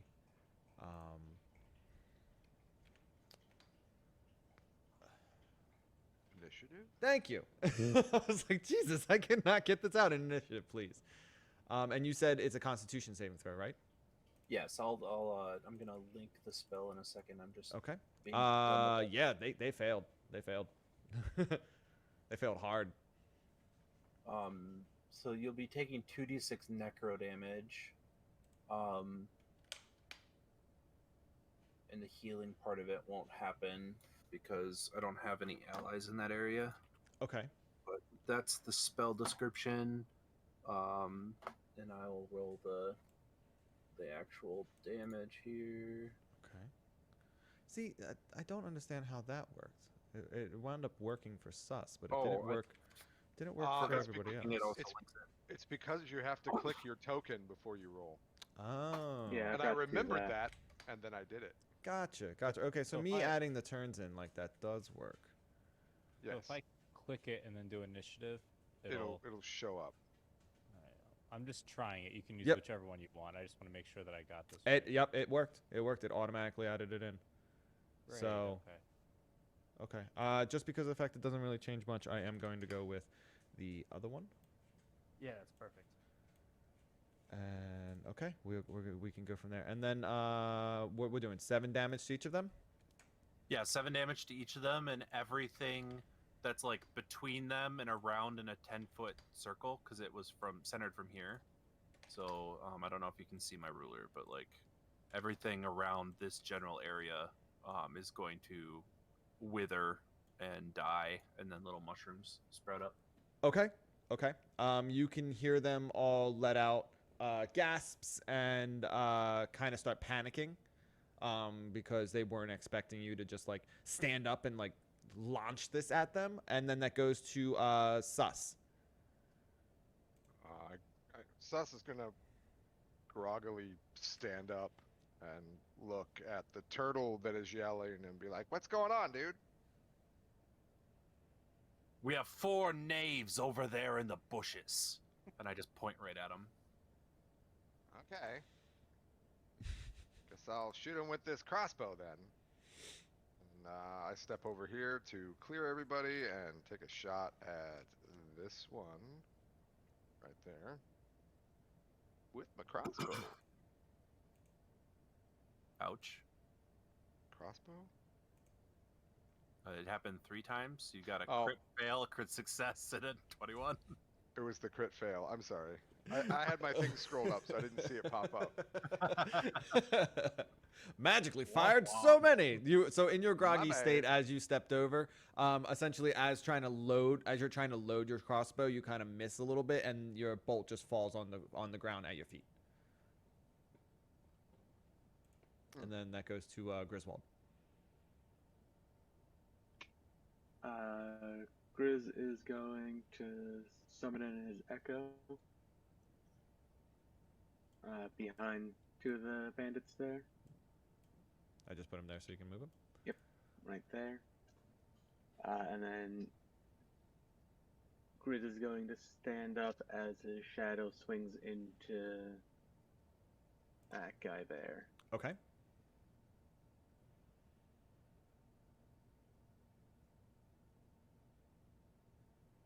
.22 to hit, 12 damage. You cut his head off.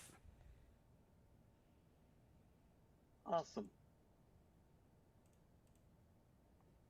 Probably wasn't expecting a shadow bear to appear behind him. More than likely not. More than likely not. Is there anything else you'd like to do on your turn before we move? No, I said he stood up. Yes. Yeah, then that is his full move. Okay, that goes to Lucian.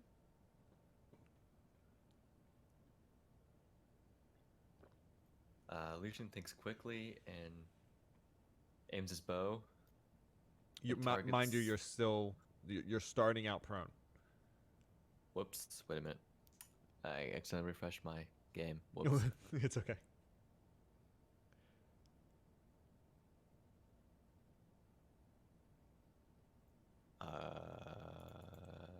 Where's the? You said I set it up prone. Yes. Because you got to So remember, is you were that it? you were sleeping. Oh. So then I just pick up my bow and arrows. Okay. I'm not making it so that like it's super like whatever. Well, I'm still trying to snap out of it, so Yeah. I try to take a shot at the one right here. Okay. And my character sheet got oof.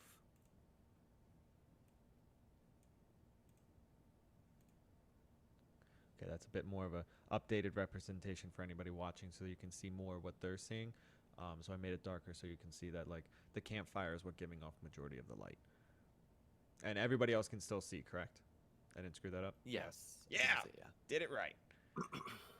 26, damn. 8. 8 damage. Okay. You sink a shoulder directly into. You sink a shoulder. You sink an arrow directly into his shoulder, right around where his collarbone is, and you can hear him let out a like he like exclaims and like yells in pain. Ooh, Excuse me. That was a lucky shot. That ended my turn. Hell of a shot. Anything else on your turn? Nope. Okay. That winds up going down to Nathan. Nathan's gonna roll over, get up, and then he's going to point at this one here Mm-hmm. and cast Sleep. Do you want me to send that in the chat? You can if you would like. Okay. How do I send that in the chat? I don't even know how to do that. That If is a- you have it as an attack, you can click it, or if you have it as a spell card, you can click it. Otherwise, you can just copy it and paste it over. That's I fair. have it as a spell card. I just. All right, here I'll just copy it real quick. Should be able to click the spell card, and it should just link. Yeah, I am slow with this. It's but okay. did that send? Yes, it sent both Oh. times. So when you when you had clicked it, it did work. Yeah. Okay. So it's a 5d8, and it goes based on. I think it's a 10-foot, 20-foot range. Creatures within 20 foot of the point I did. So the one with the most amount of hit points is going to go first, and then from there it'll be anyone else who gets their full hit points down will be asleep. So 26. Okay, so what exactly am I doing? So They do, just fall asleep. If you start with the one with the highest health, and they just fall asleep, there's no save for it. Okay, so and I'm minusing it out of that 26. Yep. correct. Oh, okay. So they. I will say the spell says So- it starts with lowest lowest Oh, hit point, lowest. not highest. Oh yeah, Lowest. lowest. Yeah, Okay. they should okay. be relatively the same. But Yeah, for the most part, they're relatively the same. So, all three of them collapse unconscious. Now my only question that I have is, Grizz, your shadow, would that be something that they would Cannot fall be asleep? targeted by magic, I don't think, since it's not Okay. a creature. Gotcha. Which Okay. is why we don't get the flanking and stuff with it. Gotcha. Makes sense. Makes sense. I was looking for like Z's or something to be like, oh look, they're sleeping. This one's got like little eyes, closed eyes, so we'll put this little icon on it. So all three of them are just dropped to the ground and they're snoozing.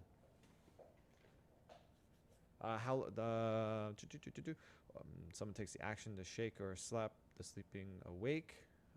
Each creature affected by a spell falls unconscious until the spell ends. The sleeper take. Okay, if they take damage, they wake up. Okay. All right. That goes at that point. That goes to actually Nathan. Was there anything else that you wanted to do? Could I just move up? I would like to just move up to like just about here. Yeah. So essentially, because of the fact that you guys weren't surprised by them, I'm essentially letting you guys like get up and still kind of like do a move. Cool. Then then that's my turn. I'll just move up to there and end it. Okay. That goes to Wog. Okay. I am going to.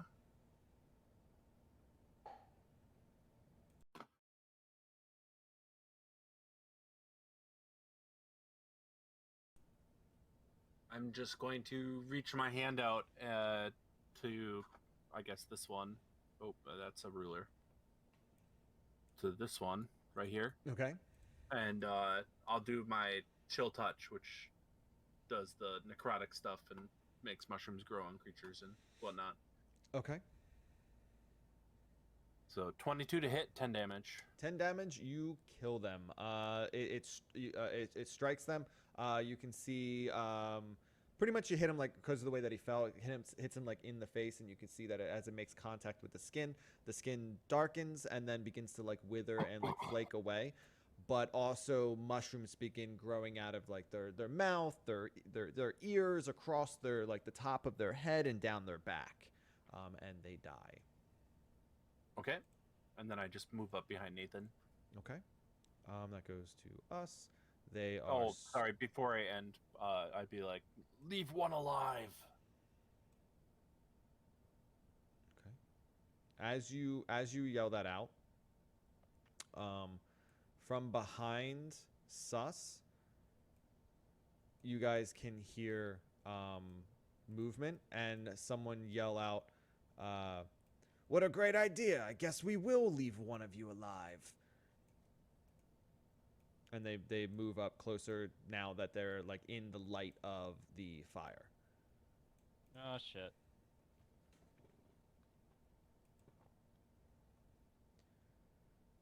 And these guys are still sleeping, so they can't do anything. That goes to Sus.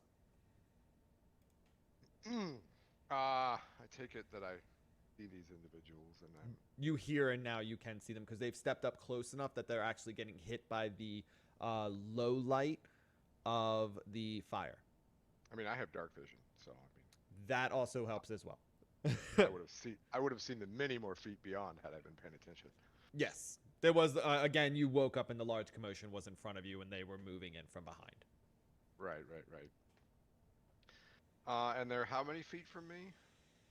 10, 15, about 25, 10, 15, 20, round about 20 in like almost a semicircle. 20, 25-ish. Okay, well, I'm gonna back up over here and stoically stand by the turtle. Stoic. And then shoot this one? Okay. Maybe for realsies this time? 12. For realsies. You hit him. Oh, yes. That's 9 piercing. That's not bad. Very nice. You let loose your crossbow bolt, and it strikes him right in the eye, and he immediately drops his sword, and he just grabs his face, and he's screaming. Still standing, just screaming and holding his face. Perfect. And that'll do it for me. Okay, that goes over to Grizz. Grizz is gonna take a couple steps to the side here. Let's see. And then he's going to also command his Echo to move the same distance to the side. Okay. And then he's going to attack the guy on the left. And then he's going to use Unleash Incarnation, which is one of his class abilities, to attack a second time and to attack the guy on the right side. Okay, go ahead and roll me for the left, and then roll me for the right. That is 1 and 2. You miss on the first one. You wind up in your quote unquote fury. You wind up coming down like to quickly hit the one and then move over and hit the other one because remember it's in like 6 seconds, so you got to do it kind of quickly. You wind up just striking the ground on the one on the left. And then on the one on the right, you come down and you cleave right into the side of his neck, and you hear like a crack as it hits the spine. There you go. Awesome. Anything else? That guy's still asleep then, because he didn't You- actually get hit. Yes, yes, he is still asleep. Awesome. Nope, that is the end of my turn. Okie doke. That goes over to Lucian. Lucian is gonna move forward a bit, and we'll take a shot at this one here. Okay.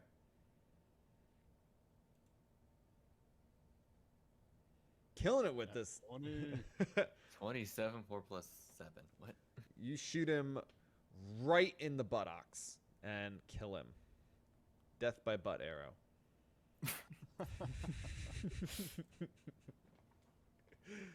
Is there anything else you would like to do on your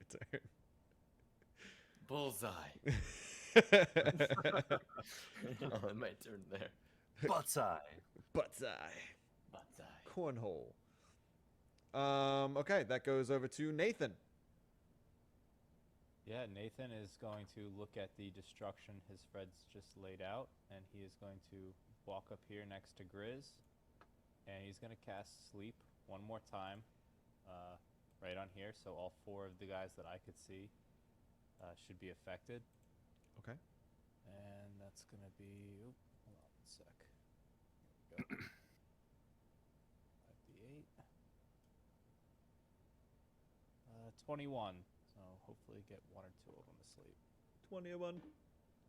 Okay, so this one right here, he drops unconscious. And then, what's that math? It has to exceed all of their health. It has to. I think it has to match the health, like to get them totally to be asleep. So like, Correct. depending on what their HP is, if they were 10 HP, 21 would knock 2 of them out. If they were 5 HP, 21 would knock all of them out. So Okay, so these two, the first 2 here that now have the icons on them, they both drop unconscious. The other 2 seem unaffected. cool. And then as a bonus action, I'm gonna go into a rage, Okay. and that is my turn. Okay, then that goes to Wog.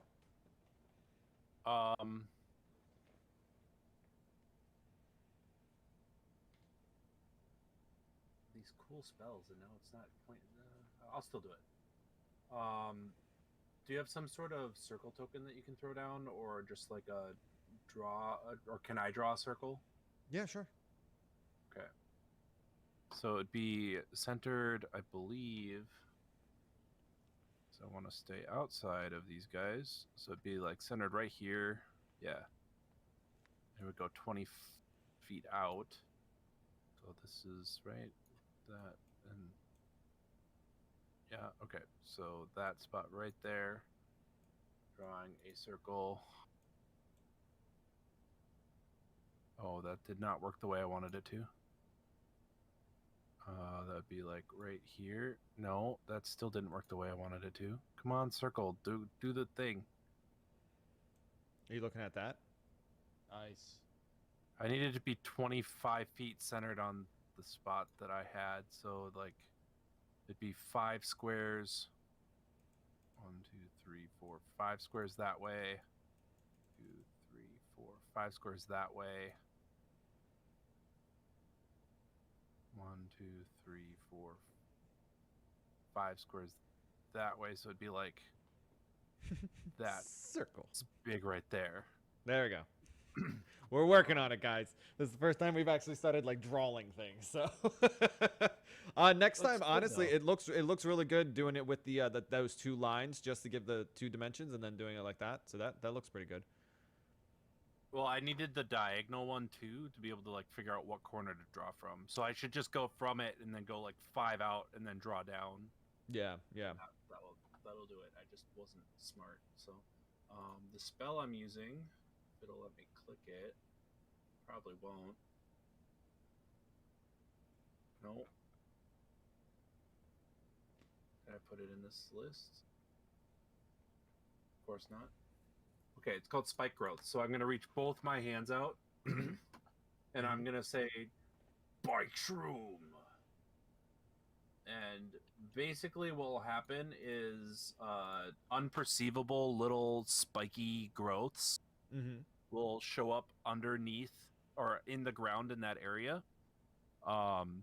Nobody can tell they're there unless they pass a wisdom check to my spell DC, which is 14.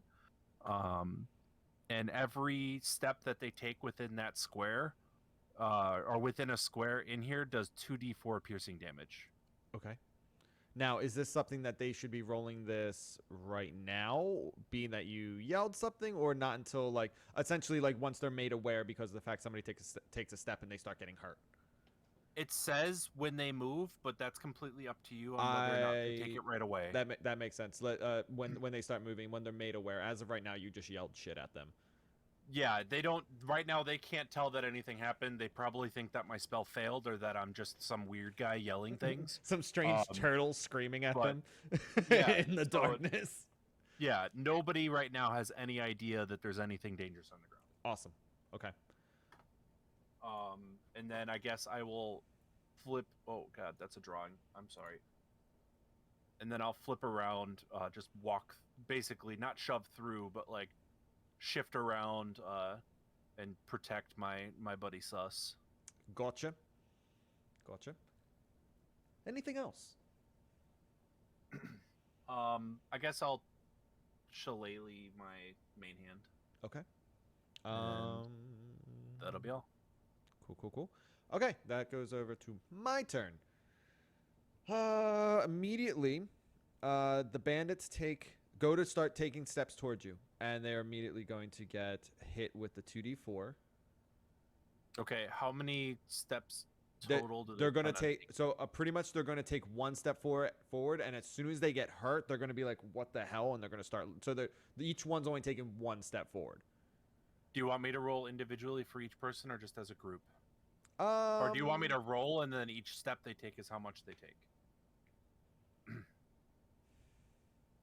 Because the way it's worded is that creature takes 2d4 for every 5 feet it travels. So the way it's rolled, it would be each one, but it's up to you. How you want let's to do it as a group each time they step.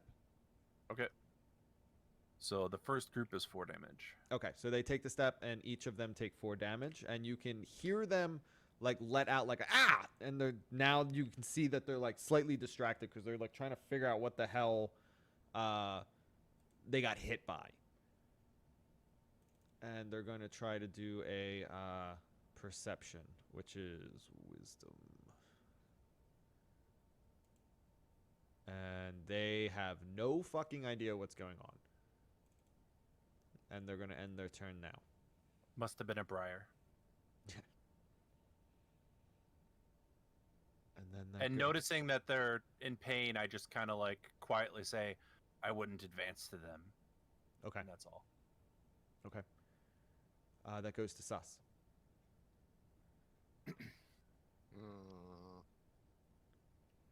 Which one? I hit this one last time, right? Yes. And he is now laying on the ground sleeping. Oh, yeah, I'm going to hit him again. Sleeping. Real quick. Shabam. That's a dirty 20. Okay. For 6 points. You shoot your crossbow, and you hear the thud as it hits him, and you hear him like, and he's just dead. Hell yeah. Nathan, you were saying something? No, I'm good. Okay. Anything else? And that's it for me. Okay. That goes to Grizz. So, what do you think about the spike growth? Is that going to harm Shadow Grizz? So I'm going to say yes because of the way that it's worded. It says move into, so I would feel like even like teleportation, you're still technically moving into the area. You're going to appear in a spot that has them, because it doesn't affect you until you step into one. It doesn't affect you as long as you're not moving. So I'm going to say yes, it would, but Grizz would not know that. Yeah.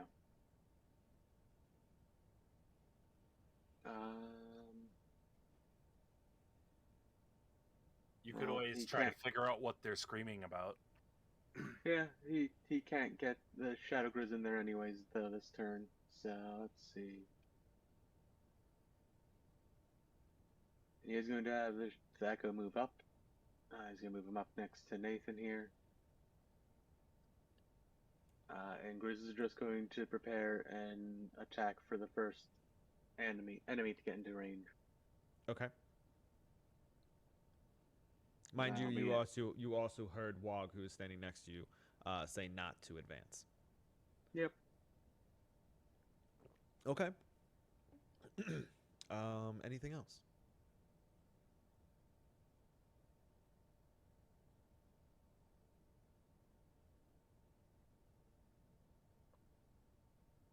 Grizz? No, that's the end of my turn. Oh, okay. Lucian, that goes to you. Lucian's gonna step forward, not too close, and wants to take a shot at the one farthest. Okay. Who is also unconscious on the ground. Okay. By the way, mind you, just because you guys can see the circles, your characters cannot. So Wog is the only one that has a rough idea as to what the circle is. If you pass the spell DC, you can see the terrain is hazardous. So I know that area is hazardous. Yep. Okay, 26-8. 26 hits for 8 damage. You strike him in the side, he lets out a cry, and he awakens. Still on the ground. It's a good shot. And I met him with that. All right. That goes to Nathan. Nathan, so he just hit this one here, right? Lucian the just farthest shot one. that one, yes.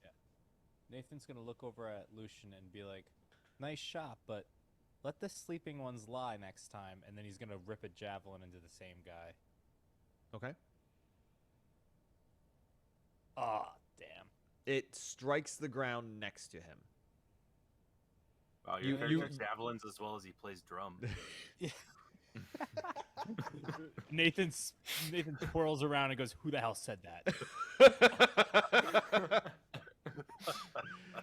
Oh man. Oh no, I think my camera had an issue. But then Nathan looks back at Lucian and goes, he like shrugs his shoulders and goes, "Sorry." That was great. Yeah, my camera shut down. And then for the rest of my turn, Nathan will just come over and stand right here outside of the circle that Wog put up. You would have to do a perception check to know exactly where the circle is. Okay, let me do that real quick then. Sorry, I know that's a bit obnoxious. No, I totally appreciate it. Do you think with a 10 I would know not to go any closer? You do not, because it's 14. So you're not sure where it is. You just know not to advance at them. That's all you know. Okay. Is this advancing to go from here to there? Technically, no. Okay, then Advancing I'll go would from be here to like there, not moving advancing. towards them. I think that like the closest one to me, like if Also, if you move there, you're not going through it. So yeah, so I'm still the same distance from the closest one before than I am now. So I'm good to move there. Cool.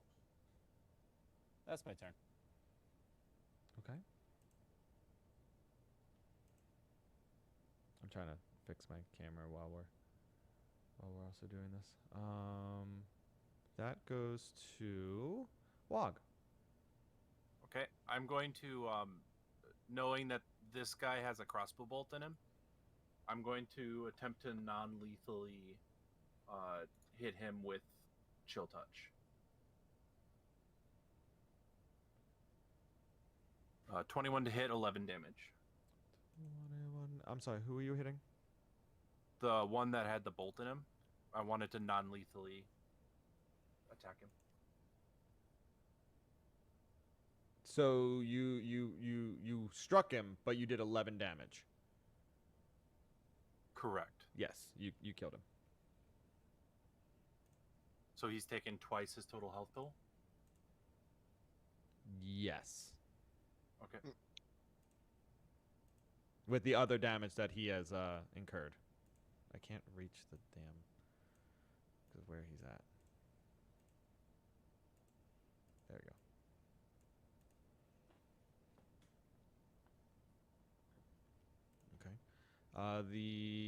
Anything else? I will also shillelagh my offhand, Okay. and that's all. That goes to the bandits. The one on the right hand side is still kind of like looking around at the ground, so he is going to try to do another perception check. He still cannot figure out what's going on, and the other one is going to advance forward. So if you could roll me damage for that, please. 6 damage. Okay. He lets out a wail, and you can see that he's not looking hot. And the other bandit that did not move is now kind of like staring at him, and he seems very panicked because they can't figure out what's going on. And then they end their turn. That goes to Sus. So the other two are on the ground sleeping, right? No, the other two are Would be dead. the long sleep. Yeah. No, the two without the X's. No, they're They're both not standing. Oh. They just can't move very far because every time they take a step, it hurts. Okay, well I'm gonna shoot at this one then. And crossbow, 17. Which one did you shoot? I'm sorry. The left This one. 17 to hit. You hit. 5 damage. You hit him right in his throat, and he gurgles as he drops to the ground dead. Love it. Love the gurgles. Yeah, I don't know what's going on with my camera. It just does not want to work now.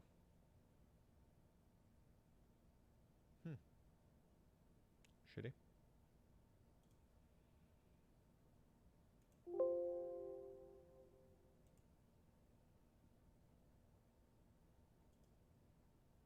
That goes to Grizz. Grizz is going to drop his great sword and grab one of his new javelins to throw at the last guy standing. Okay. 15 to hit, 6 damage. 15 to hit, 6 damage. You strike him in his leg. Just like right in his like upper leg, like thigh, in his thigh, and he drops his weapon, and he's now holding on to the spear that's in his leg, and he's screaming. Okay. That is the end of my turn.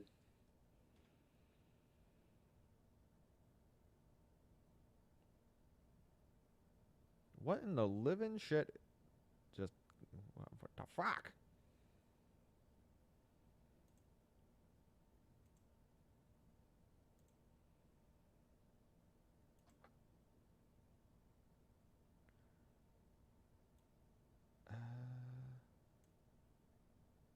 I don't know.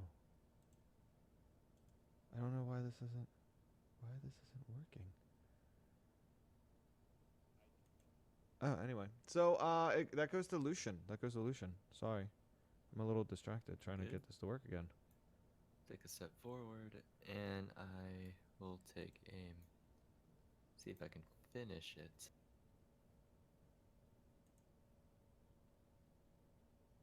Okay. 19.5. 19.5. You strike him in the throat. He gurgles and dies.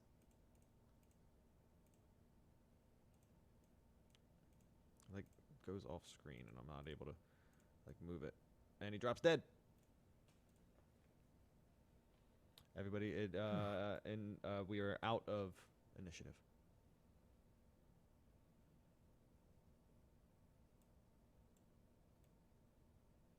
I cut the spell, so it's no longer spiky on the ground. Gotcha. And then I just go back to my spot and sit down and go back to the watch as if nothing happened. As if everything's fine. Yeah. Love it. Grizz Nathan is gonna- goes. Oh, go ahead. Sorry, Grizz. Grizz was gonna go up and check the bodies at the top. Grizz wanted to check those bodies up there. Okay. I would like to look for some arrows. I shot 4. Go ahead. Nathan's gonna go up with Grizz and look at the bodies and try to see if there's any. Let's investigate, right? Yes. Nathan just wants to see if there's any smaller weapons that they were carrying besides their swords. You can find that 2 of them had daggers on them. The rest of them just had Nathan- like one-handed swords. 16 investigation. 16. You were able to. How many did you fire? 4. You were able to find all 4. Awesome.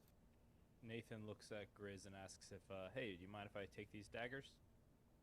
Go right ahead. Sus is also gonna go search around for bolts and such. Okay. How many did you fire? I fired 4, and I rolled a 16 on an investigation. You were able to find all 4. Oh, sweet. Grizz, as you're going through, you find that they're wearing light armor. Some are wearing like medium armor. You find the daggers. You find that each one of them had a one-handed sword. And you are able to find 1 potion of healing and an accumulation of 10 silver, 3 copper. Is that a 1d4 or 2d4 healing potion? It is a 1d4. Okay. 1d4 plus 1. Okay. And then Grizz wants to go collect his 1 javelin that he threw. Okay, you do so.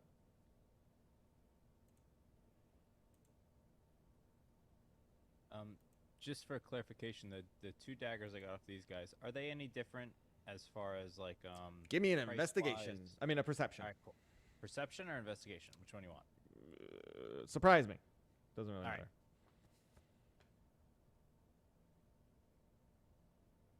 matter. $15.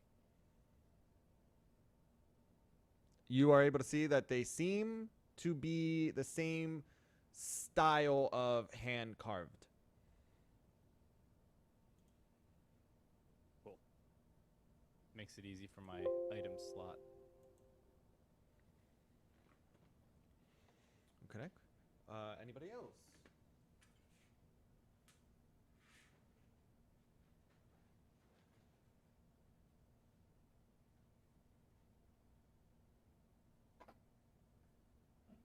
Nathan will go get his javelin as well. You do so.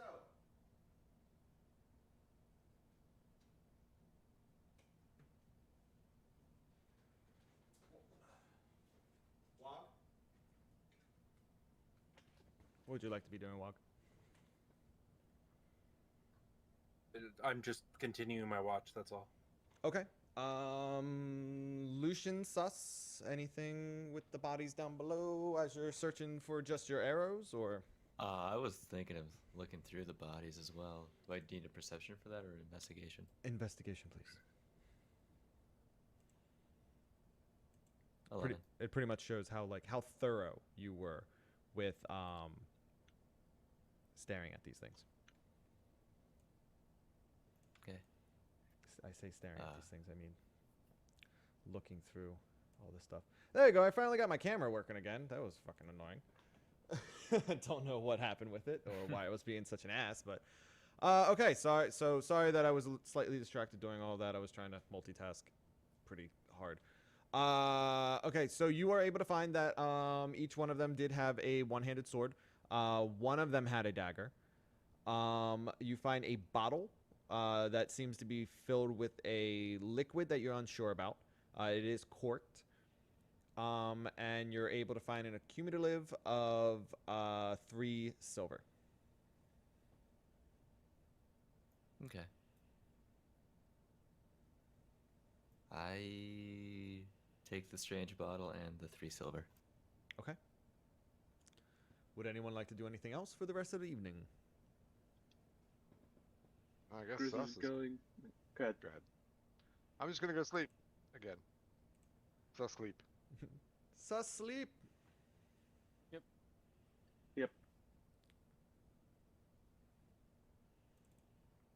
Okay. Congratulations. Congratulations all around. You guys get 1, 2, 3, 4, 5, 6, 7, 8. I just need a calculator next to me.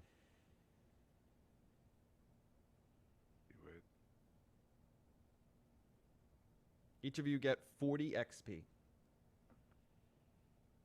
Oh, sweet. What are you guys at now total? 10,695. That's Sorry. Where's the shopkeeper back? Yeah. 1720. all right. Cool. That's what I'm at. So Little did you know. 1750. Little did you know the shopkeep is a level 20. straight up. Back in my day, Back in my day, we used to use sticks to beat ogres' heads in. There's that. I used to be an adventurer like you, and then I took an arrow to the knee. Then I took an arrow to the knee. Oh, jeez. I went Mad Hatter. I'm sorry. Oh, no. Are you kidding me? I love the Mad Hatter voice. Just change places. Ladies and gentlemen, welcome. Welcome. I used to be an adventurer, so I took an arrow to the knee. Okay. Sorry about that. I got a little excited. The Which one? meme lives on. Yeah. Yeah, so that wraps up that for the evening, and then we're gonna roll for the next day. It's uneventful for the rest of the evening. You guys gotta go ahead and that only took round about like half an hour, so you guys still get a full night's rest. Reload any spells. Go ahead and go up to full health, and we will roll for the day. That one doesn't work. There we go. It is an uneventful day. You guys travel along, nothing happens. Love it. Go for the night. It is an uneventful night. Nice, peaceful, not a cloud in the sky. Nice night. So we go on to day, what is that, day 4? Day 4, as you guys are walking along, in the distance you can see that there's a river. And the path leads up to where a bridge should be. As you get closer, the bridge is missing. Where it used to be is now a ferry service. With a man standing on this ferry. He has it tied to like where the bridge used to be attached to, like where the rope would have gone across for like handrails, anything like that. It is a dwarf. And he welcomes you as you approach and says that for a fee he can ferry you across the river. I just keep walking past him and swim across. Okay. It will be a. Well, you are I'm a aquatic. turtle. I was about to say never mind. I'm a turtle. I was literally because I was about to say it's a very fast like current, but because of the fact that you're part aquatic, I'm just gonna ignore that because you're obviously a very adept swimmer. So you are able to make it across. It is a bit you can tell that it's a very fast current, but you're able to make it across relatively unhindered. He turns back to everyone else and he's just like, well, that was unexpected, but for the rest of you, I can ferry you across 3 at a time. Yeah, what's the fee like, bud? 1 gold a pop. Oh. Gold to pop. Gold a pop. So like 1 ferry crossing is 1 gold, so all 3 of us just are 1 gold? Gold ahead. Oh yeah, you didn't say that. So let's go with we'll give you a gold for 1 ferry crossing. Each of you give me a gold. Oh yeah, sure. Here's a gold. He reaches out. Give him. He takes his gold. And he looks at with his hand, like he holds onto the coin in his thumb and his pointer finger, and he reaches his hand over to the others. Nathan walks up to him and goes, I don't have much gold, but could I pay you in the equivalent of silver? I mean, money's money, friend. All right, and then Nathan very slowly counts out 10 silver. Do you accept copper? He like I imagine that you're standing behind Nathan as you say this, and he like slowly like leans over to peer around him, and he's just like, money's money, friend. And he Works for me. he ushers. So he takes the 10 silver, and he ushers. He uses Grizz, What? look in the chat. he uses gets Nathan and Sus onto the ferry.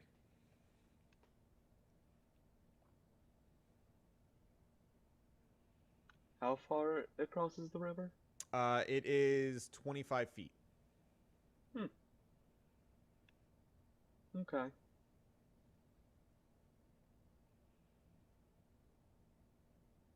Grizz is gonna send Shadow Grizz across the river. Okay. The ferryman He is just happened to come up with this idea by himself, so on his own. so everyone else that can't see it because my fat head's in the way of the chat, this was brought up to him. But well played. Nope. Well played. No, he came up with it on his Nope, own. I'm pretty- all on his No.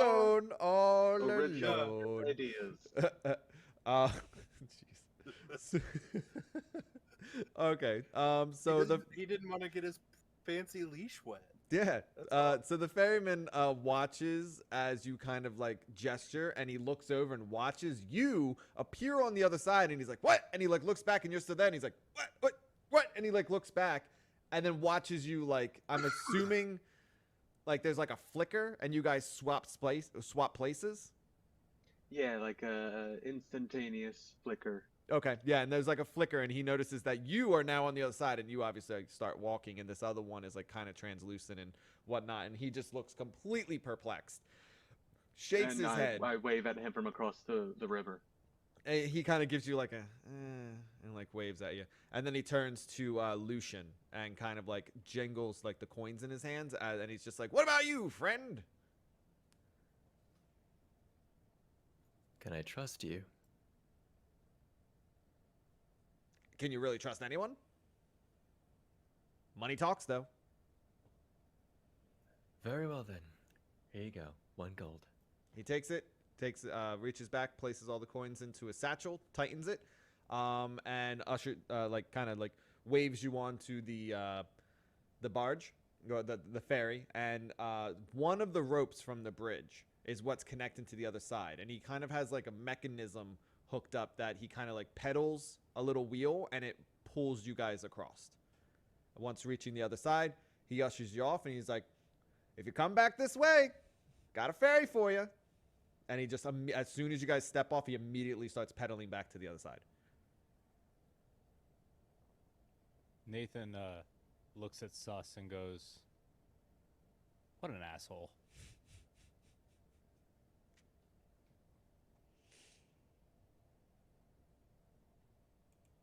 Anything else you guys would like to do?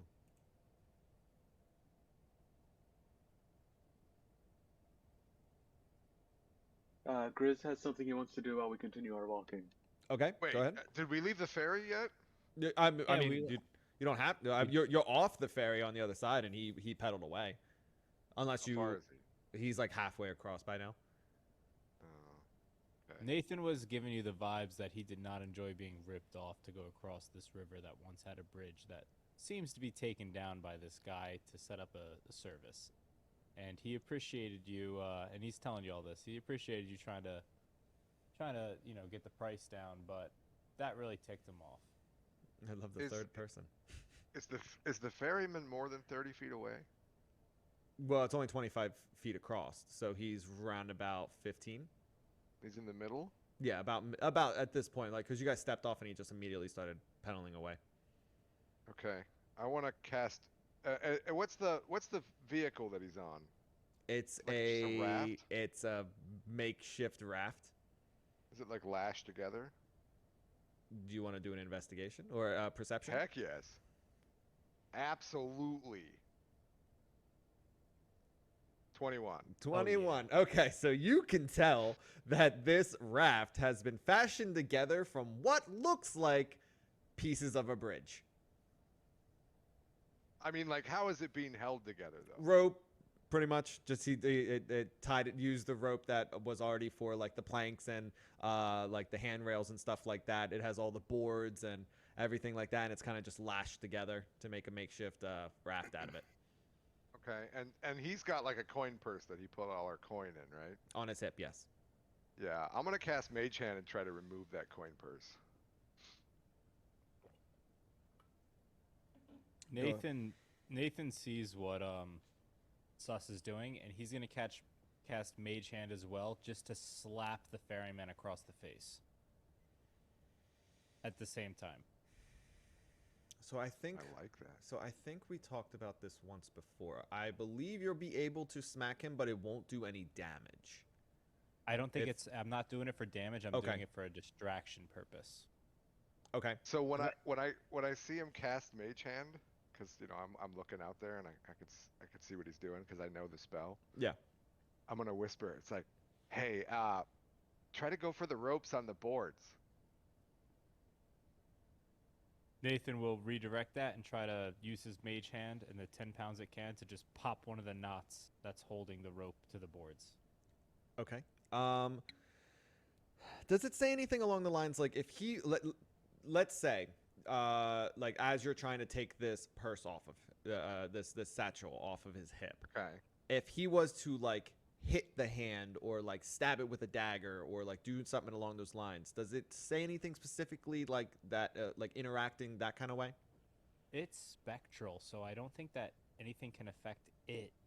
It can No. only affect things. I think he can probably, you know, do a contested strength roll with it. Well, it would be like a sleight of hand check that you'd make, right? Yeah, I'd have to make a sleight of hand. Okay, so go ahead and since both of you are, I'm assuming, trying to do this without him really noticing, both of you go ahead and Oh, no. give me a sleight of hand. Otherwise, he's Both going of to us. notice the hands. You can use the hand to manipulate an object, open an unlocked door, container, store, retrieve item from open container, pour the contents out of a vial, move it up to 30 feet every time you use it, can't attack, activate magic items, or carry more than 10 pounds. Gotcha. So he would first you would have to succeed on him not seeing it, Right. and Yeah, stealth roll though. yes, so stealth first for him not to see it, and then it would be sleight of hand to attempt to remove it without him noticing. Okay. So go ahead and do the stealth first, both of you. Ooh.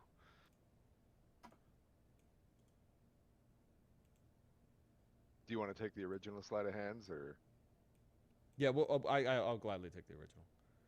I bet you will. Oh, I hadn't even scrolled down yet, honestly. I was still all the way up at the other investigations. Yeah. Okay, so stealth wise, I'm just gonna do a straight perception roll for him.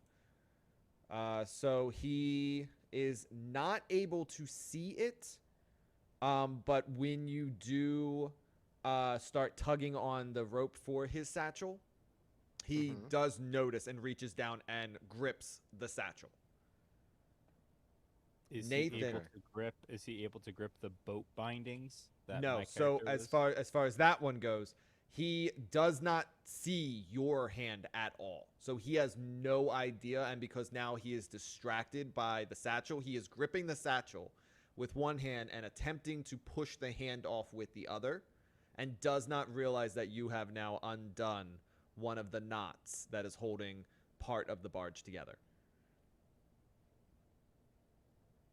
Fantastic. What would you like to do now? What happens to the barge? So as you undo one of them, a section of it kind of starts to separate, because you got to think there's multiple different spots that are looped together, but it does start to separate. Yeah, Nathan just casts sleep.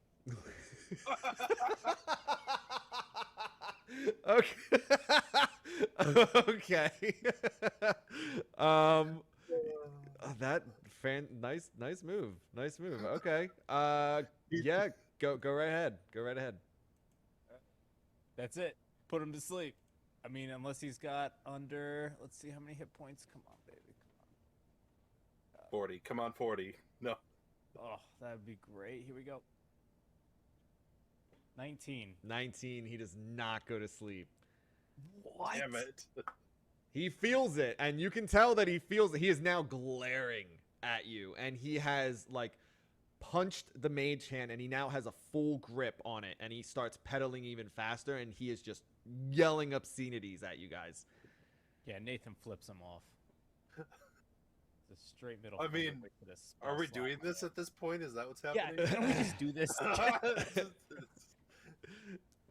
He at this point he's made it another 5 feet, so he's about 20 feet. He's only got about 5 feet until he's to the other side. Maybe we just get him on the way back. Spikes? 4 spikes?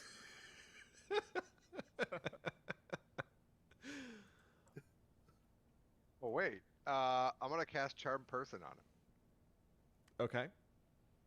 because I can do that, right? Why didn't you do that earlier? I don't know.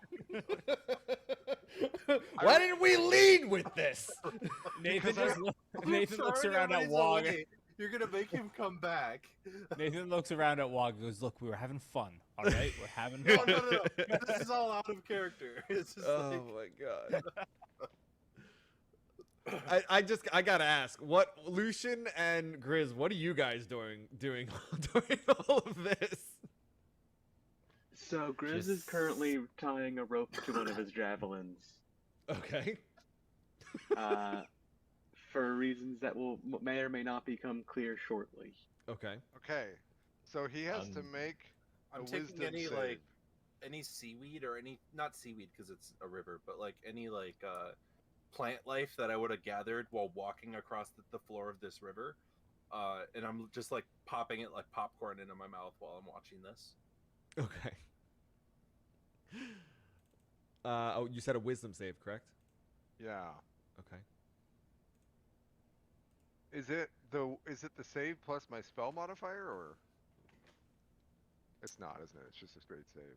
I believe it is just a straight save. Okay. He has to beat a 13. He fails. Yes. Excellent. Hey, come on back, buddy. Okay. What exactly? You just charmed person? Yeah, I charmed him. Okay. He has you can see as he looks like happier, essentially, like because he was like flipping you off and he was pissed as he was going across, and he's just like, oh yeah, sure, bud, and starts pedaling his way back towards you guys. Sweet. He anybody want to do anything while he's on his way across? Yeah, Nathan's gonna get ready until he's like 5 feet from the riverbed, and he's just gonna like hold a javelin behind him. And the second he gets within 5 feet, he's gonna rip the javelin into him. Okay. Do I The see him javelin preparing that's a the javelin? javelin that's behind you sticking out. Yes. Oh yeah. Oh, it's you can obviously see it behind my head, but I think he's charmed right now, so I don't think he can do a perception check like that. He's not really So going to No, carry it but- away. Do I see him prepping a javelin? Give me a perception to see how much you're paying attention outside of charming this guy. 5. 5. You're so focused on charming him and Ah, now amused damn at it. yourself that you didn't see it. And Grizz roll and perception too. yeah, Grizz. Everybody can roll a perception if you so choose. 11. Grizz, yeah, you're aware of what's going on. You can see that he now has a javelin behind his back. Grizz is gonna step up with his javelin they tied a rope to and prepare to throw it as well. Okay. Anyone else want to do anything? Otherwise, I'm just gonna go to the he's within 5 feet. I mean, if I see that javelin come out, I'm gonna grab onto it. Well, they're not like you did not see them, and Yeah, but if he says he raised it above his head, I'm gonna. no he Yeah. stepped up and he's just standing there with the javelin in his hand. Yeah. Okay. Yeah. So I will let you now. Now they've come within 5 feet. Both of them have raised their javelins to get ready to just about to throw it. Go ahead and give me Sus. Go ahead and give me another perception to see if you notice this. Oh my god. 10. You're able to notice it out of the corner of your eye. You see both of the javelins raise up, and you. What would you like to do, like right before they throw it? I'm gonna yell out and be like, whoa, whoa, whoa, whoa, whoa! No, no, no, no, no, no, no! He's our buddy now. We don't hurt him. I leave it to you guys. Do you want to listen to what he said, or do you just want to do whatever? Nathan looks at at Sus and just goes, "If you can get me back my, what was it, 10 silver pieces, Yeah. then I won't hurt him." Yeah, that's the He's point. not going to be yeah. happy when we come back. Yeah, well, we'll just let Sus charm him again. Yeah, why not? Or we could just kill him now and leave the boat here for when we come back. And then Nathan's eyes raise and he throws the javelin. Oh my god. Oh my gosh! Hey, while he's charmed, did he stop fighting my mage hand?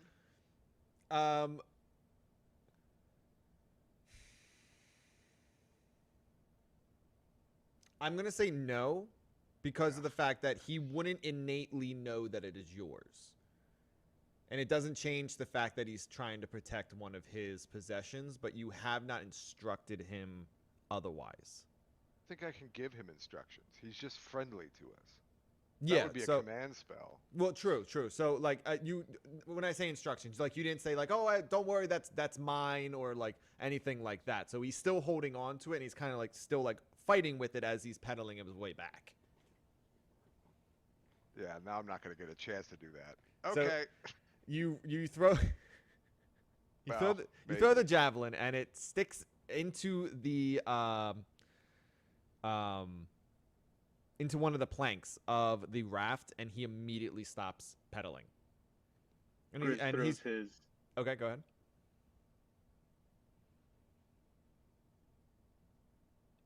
8. It lands closer. Yours has a rope on it. Does it stick though? It jams in, and it's stuck in the raft. You beat the DC for hitting the raft. Nathan jumps on the rope behind Grizz and starts pulling. And Grizz starts pulling. I'm gonna yell out to him right now and be like, "Oh, we're just trying to reel you in. We saw your boat falling apart. Don't worry, man. We got you." Okay. But if I need to roll a deception, I will do an 18.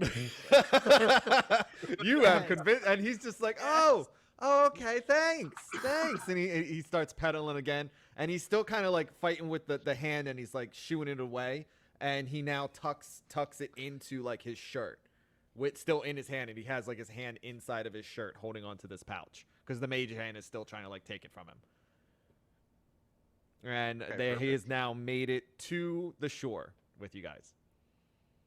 So I'm gonna reach out my hand to him to try to pull him on to the shore, the one that's been fighting the mage hand.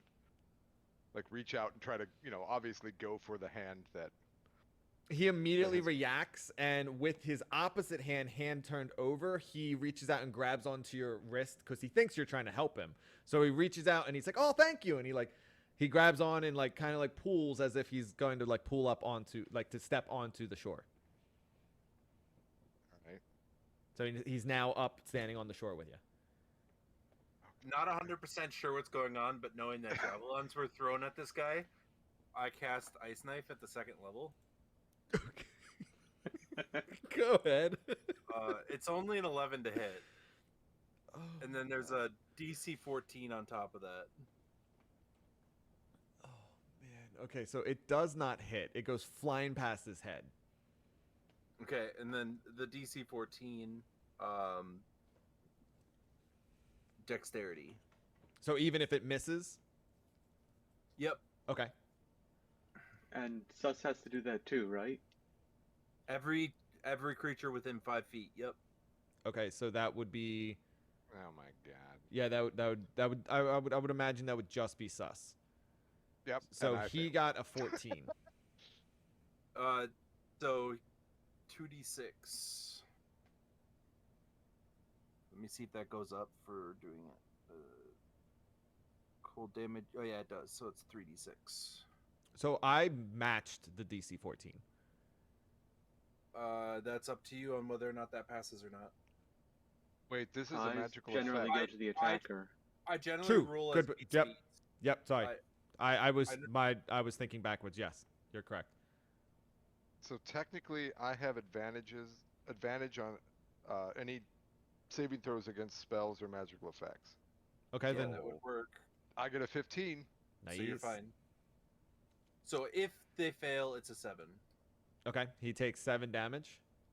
And at Okay. this point, he has kind of like he now has realized you guys are attacking him, and he immediately jumps backwards onto the barge, and has drawn his sword. But Sus was holding his hand, right? No, you. Well, until he got on shore. Yeah, you Oh, helped. I just thought you were gonna hold hands with him forever. Yeah.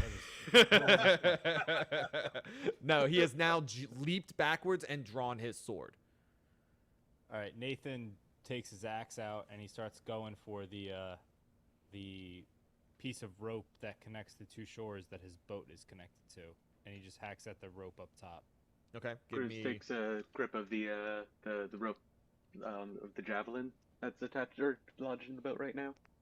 He takes grip of the javelin or the rope that's attached to the javelin. The rope that's attached to the javelin. Okay, go ahead. What Roll do you want me me to roll for hitting the rope? a regular attack.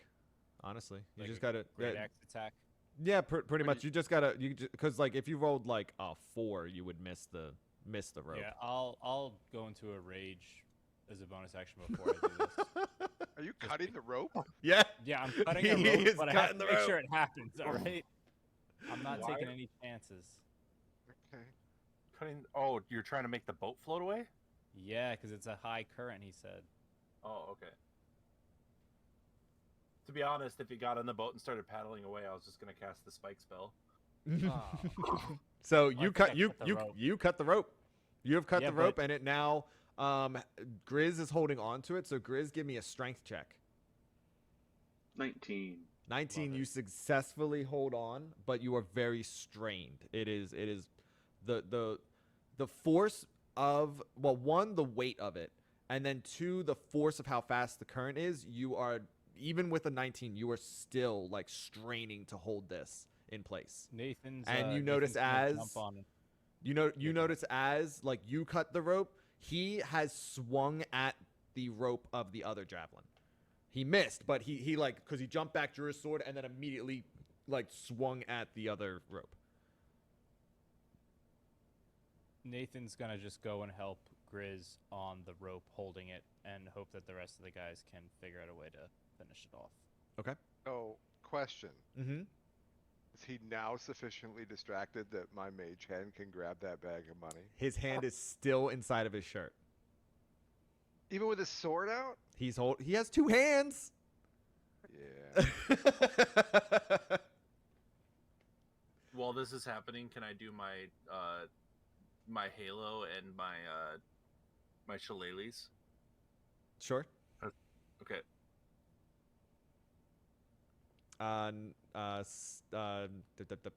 Lucian, what would you like to be doing during all this chaos?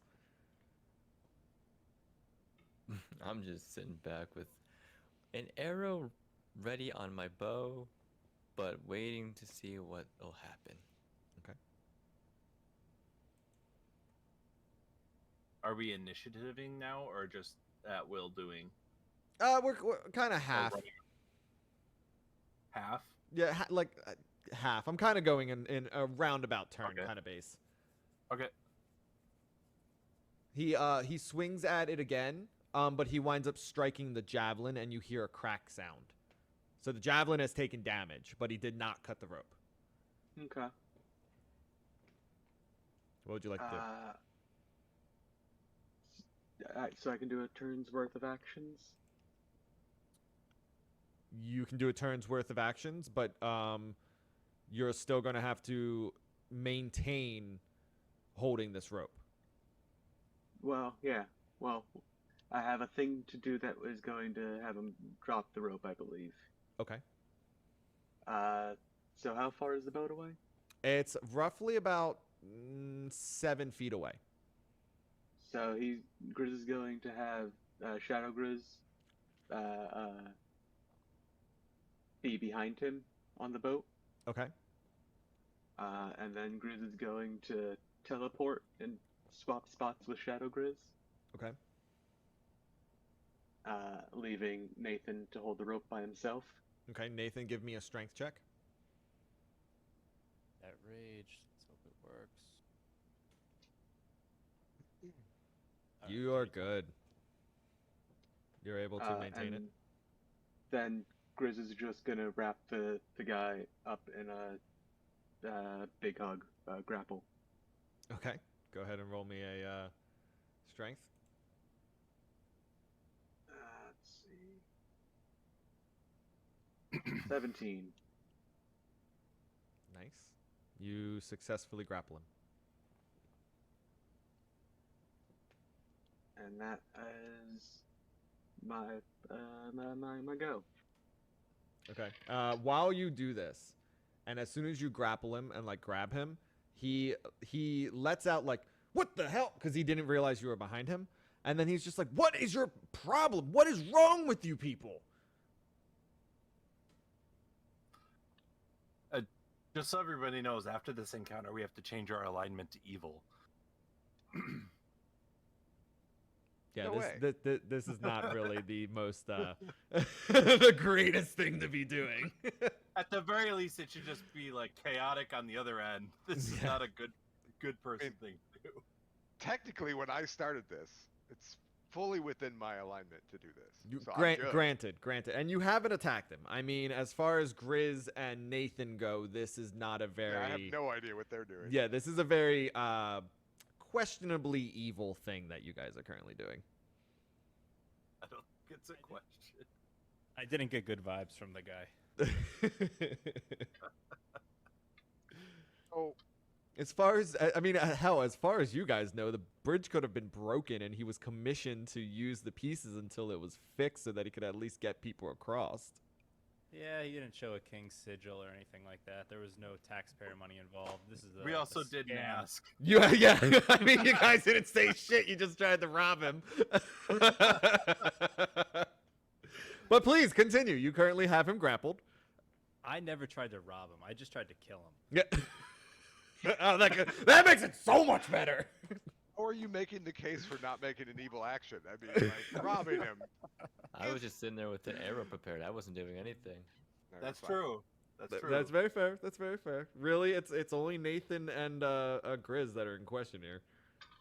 I'm Am I able to attacking because grab I his don't money know why pouch? they're attacking. Can I cast a spell? Yeah. Wait, no. If he's grappled, can I grab that bag of money? Okay, so imagine it this way.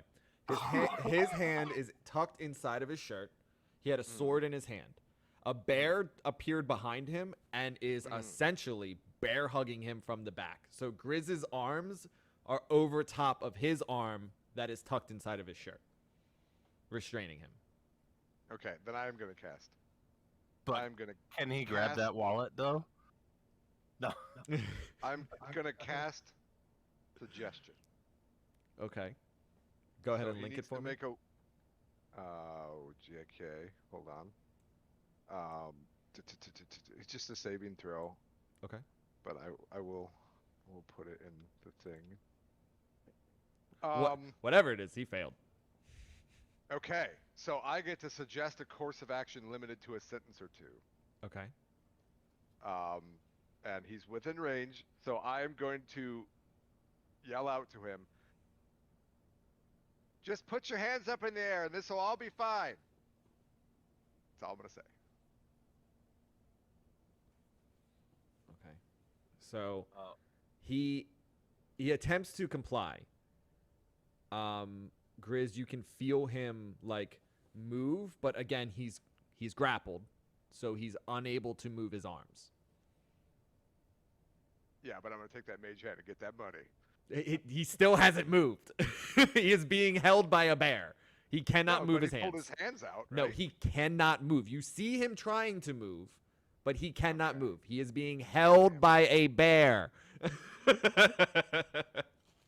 You know what? I'm gonna walk down. I'm gonna walk away. I'm done.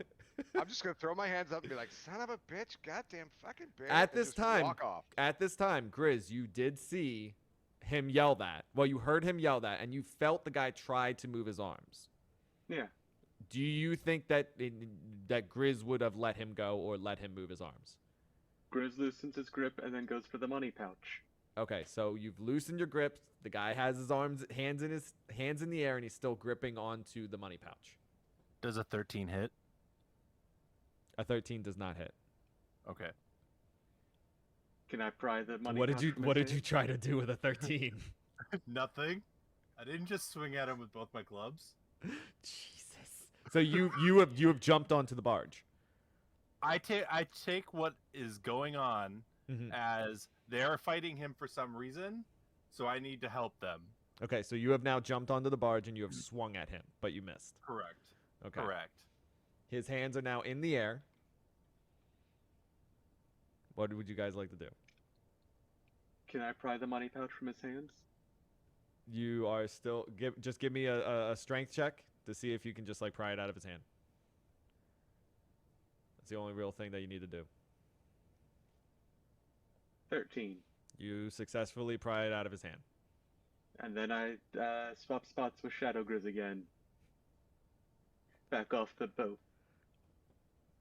Okay. Being that he is no longer grappled, he swings his sword at Wog. I deserve that. He misses. Okay. He just starts yelling at you guys. He's like, "What is your problem? I will." I don't know.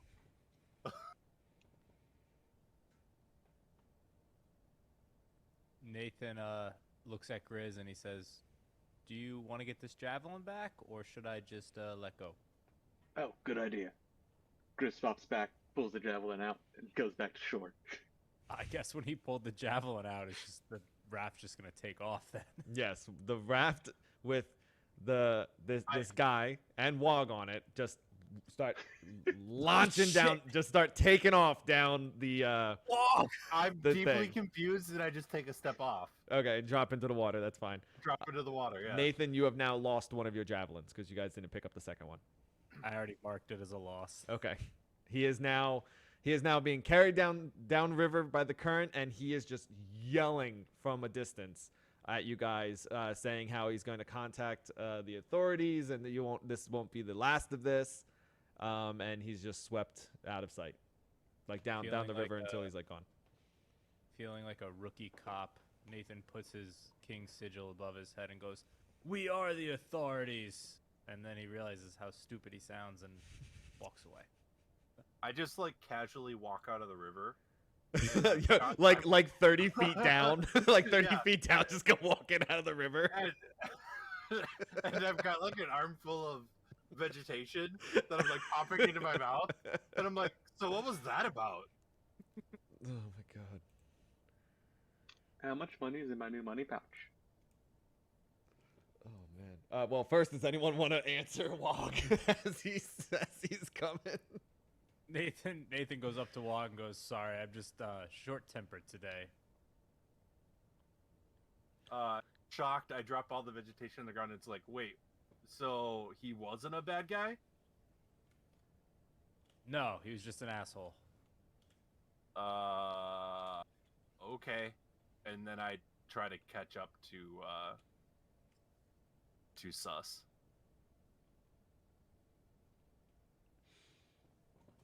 Okay. As you approach me, I'm still swearing and grumbling. So to answer your question, there are the 10 silver pieces in there, and there are 3 gold. So you guys can tell that he only ferried one other person across. Grizz goes and gives the 10 silver pieces back to Nathan, and tosses the 3 gold to Sus. I don't even catch it. I'm done with this shit. I'm so out. Goddamn son of a fucking bear's nipple thing. Fucking throwing javelins and shit. What the shit? You're gonna kill a person? Oh my god. Just swearing. Oh man. Okay, with that, we're gonna take a quick break.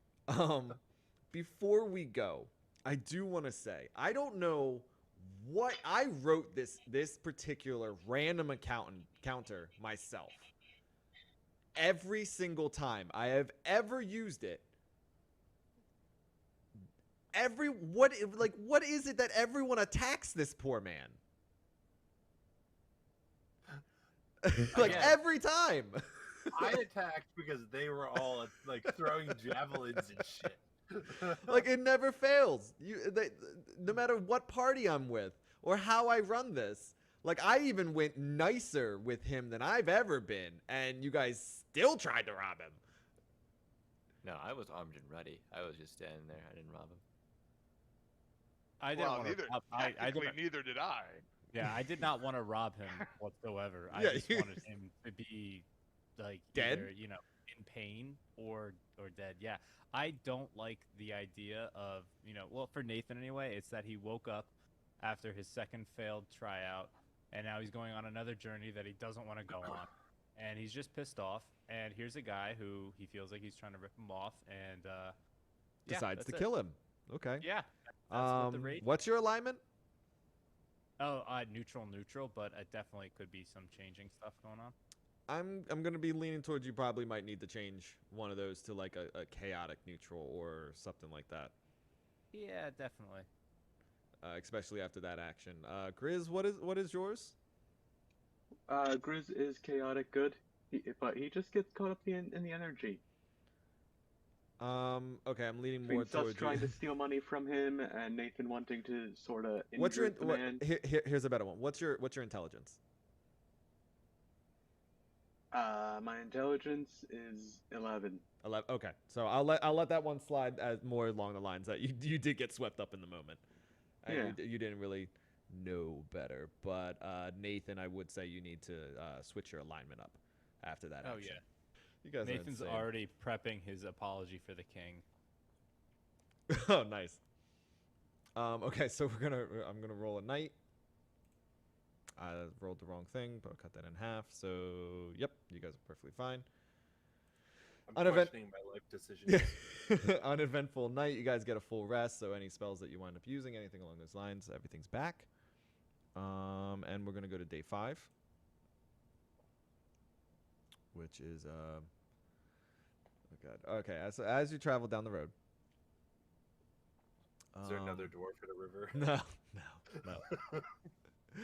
An old man is walking down the road towards you, dressed in strange garb and muttering to himself in a foreign language.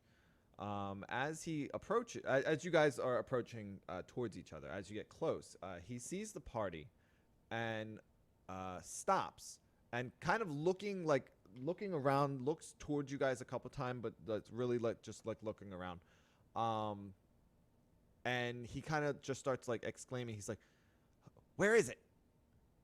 Where is it?" And he switched over to common at this point, but he keeps switching back and forth between a foreign language and common. Do you guys? Which language? What languages do you guys know? Elven and common. Okay. Common and Tortle. Tortle. Abyssal, Common. Draconic, and Common. Common, giant, and bear. Okay. You guys do not know what he's saying.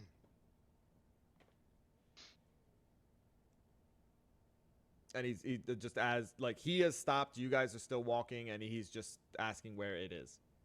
Does it sound like anything, like any language we might have encountered, or is this something extremely exotic? Roll me a Like check. so, like in real world, like you can be like, oh yeah, that's kind of sounds like Frenchish or Spanishish. I'm trying to roll you the check too. Yep. I'm just describing. Which check do you want? History, investigation, Give me a history. insight. Actually, insight sounds a little better. I appreciate that. Thank you. Never mind. Oh. Crit one. You have no idea. You have no clue. Sounds like gibberish. I believe he's speaking jibber jabber. Great, thanks, Turtle. You're welcome. Is he directing this at us? He's directing this all over the place. He is just out of his damn mind. So it seems. Can I just do an insight for general causality of why he's yelling around and talking? Like, Sure. if I could piece that together, just see what I get. Oh, rolled with advantage, my bad. That's fine. He's an old man wearing torn garb. Well, sorry, wearing a strange outfit, and he's just muttering to himself. He's slightly going bald, all gray hair, saggy skin, long beard. Looks like he's just losing his damn mind. Is it marbles he lost? Half of them, yes. Okay. All them mobbers. Yeah, he probably had his group ruin his tricks too. Nathan looks at Sus when Sus says that. He doesn't say anything, but the look in Nathan's eyes is so apologetic. It's like this guy swings from one emotion to the other super quickly, and he just looks so hurt. And then he just keeps walking forward past the guy. Okay. Grizz steps up to the guy. He has now, as soon as you approach him, he kind of looks at you, but he doesn't really seem to like react at the fact that you're a bear. He kind of just looks at you and goes, "Where is it?"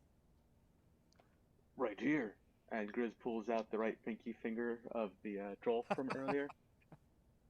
He reaches Presents out. it to him. He reaches out and grabs it, and doesn't even seem to phase him that he's now holding a finger, and he kind of just like drifts back into like muttering to himself in a different language, and he's not now like wielding the finger as if like he's just kind of like holding it, and he's like whipping it around, and he's just like and he's like talking in a different language, and he goes, "Where is it?" Where's what? He stops, looks at you, and says, "The one that is coming," and then just starts walking away, and continues muttering to himself.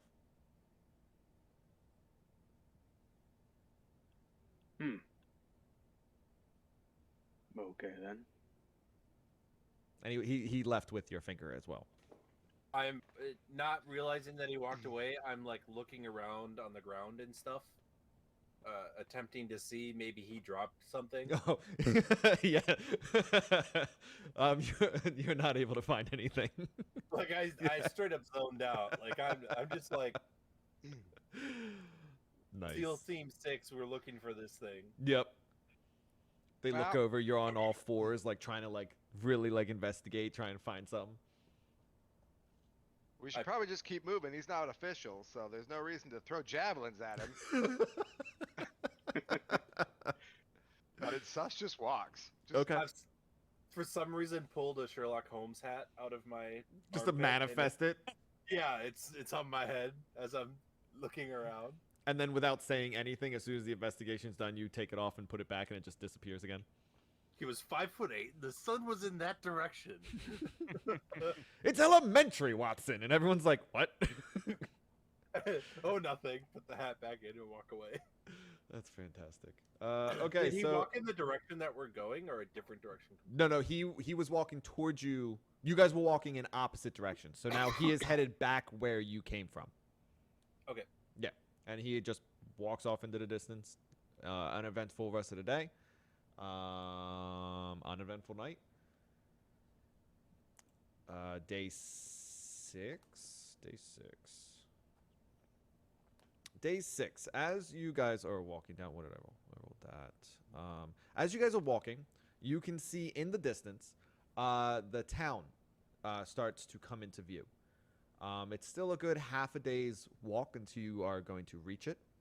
But on the side of the road, you spot a man that looks to be dressed like a monk, collapsed and bleeding on the side of the road. I cast. Where are you? Where are you? Where are you?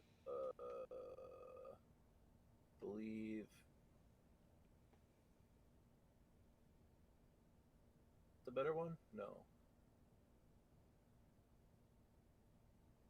I guess that's when I got Cure Wounds on him.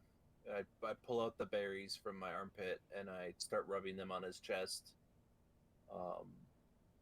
And that will give him. It would be on his back. He's laying on his stomach. Okay, his Yep. back then. Mhm. It'll be 1d8 plus 6.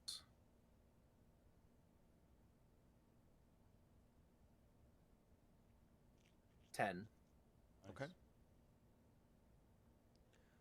You can tell that it does start to heal him, but he has not stopped bleeding. And he's bleeding pretty badly. Okay, I will. In that moment, he does reach up. Like, as you're, like, healing him, he does reach up, and he's kind of, like, wiggling his hand as if trying to grab your hand. Okay, I pop another one on him. Okay.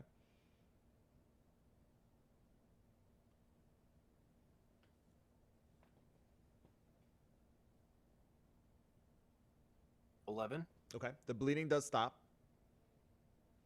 And he kind of rolls over, and you can see that he has a weird like his shirt is torn, so you're able to see his skin, and he has a weird marking, as if like an infection underneath of his skin, and it is closed up for the moment, but you see it start to bleed again, and he quickly reaches up and grabs your hand and opens up your hand and uses his other hand to place a key into your hand, and whispers, "You must," and then he passes out, and you can tell.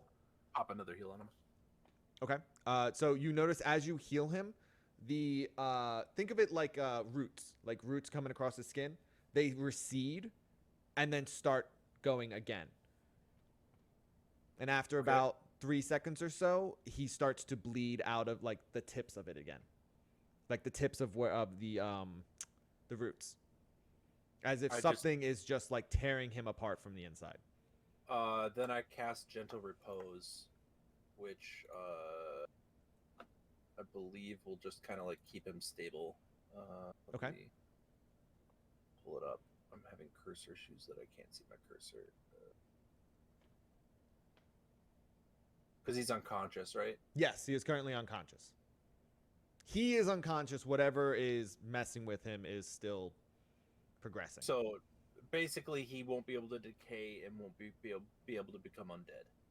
I guess it would have to be on a corpse. He's not a corpse, so that wouldn't work. Okay. Never mind. I mean, if you literally could like not heal him and wait like 2 minutes, and he will die. So if you want to cast it on that afterwards, you can. Sure, but I won't be touching him because I know that seems like something that might be infectious. Okay. So at that point, now that you've healed him for the third time, you watch as it, because he was rolled over the last time you did it. You watch as whatever these vine-esque looking things under his skin recede, and then begin to grow again. And then once they kind of expand across his entire chest, he just begins to bleed through. Like there's no incisions. He just starts bleeding out through his skin, like right where the tips of them are. And he just continues bleeding until he dies. And you also have a key in your hand that he put in your hand. Arcana check? Oh, that's acrobatics. Arcana check? Even better. Acrobatics.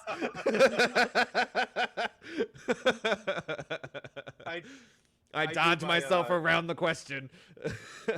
It's the right of my people. It's a backflip whenever someone passes away. It's a way to show remorse of the life that they could have lived. Very nice. So with the Arcana check, you can tell that there is a magical presence emitting from him, as if it is something that is not just natural, but it has a very dark aura to it, and you have no knowledge of what the hell this could be. This is nothing that you've ever heard of, anything that you've seen, but you can feel something sick and just flat out evil emanating from this corpse now.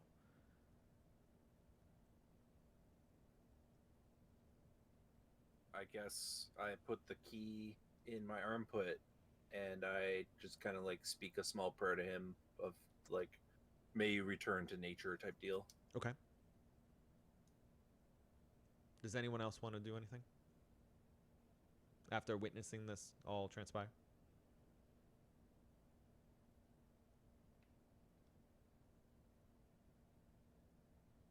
Alcest wants nothing to do with this. Okay. Anybody else? You sure you don't want a mage hand to find his coin purse? Nope, I'm good. Okay. Anybody else? Nope. Okay, so keep walking. okay, so you guys keep on walking. Let me think.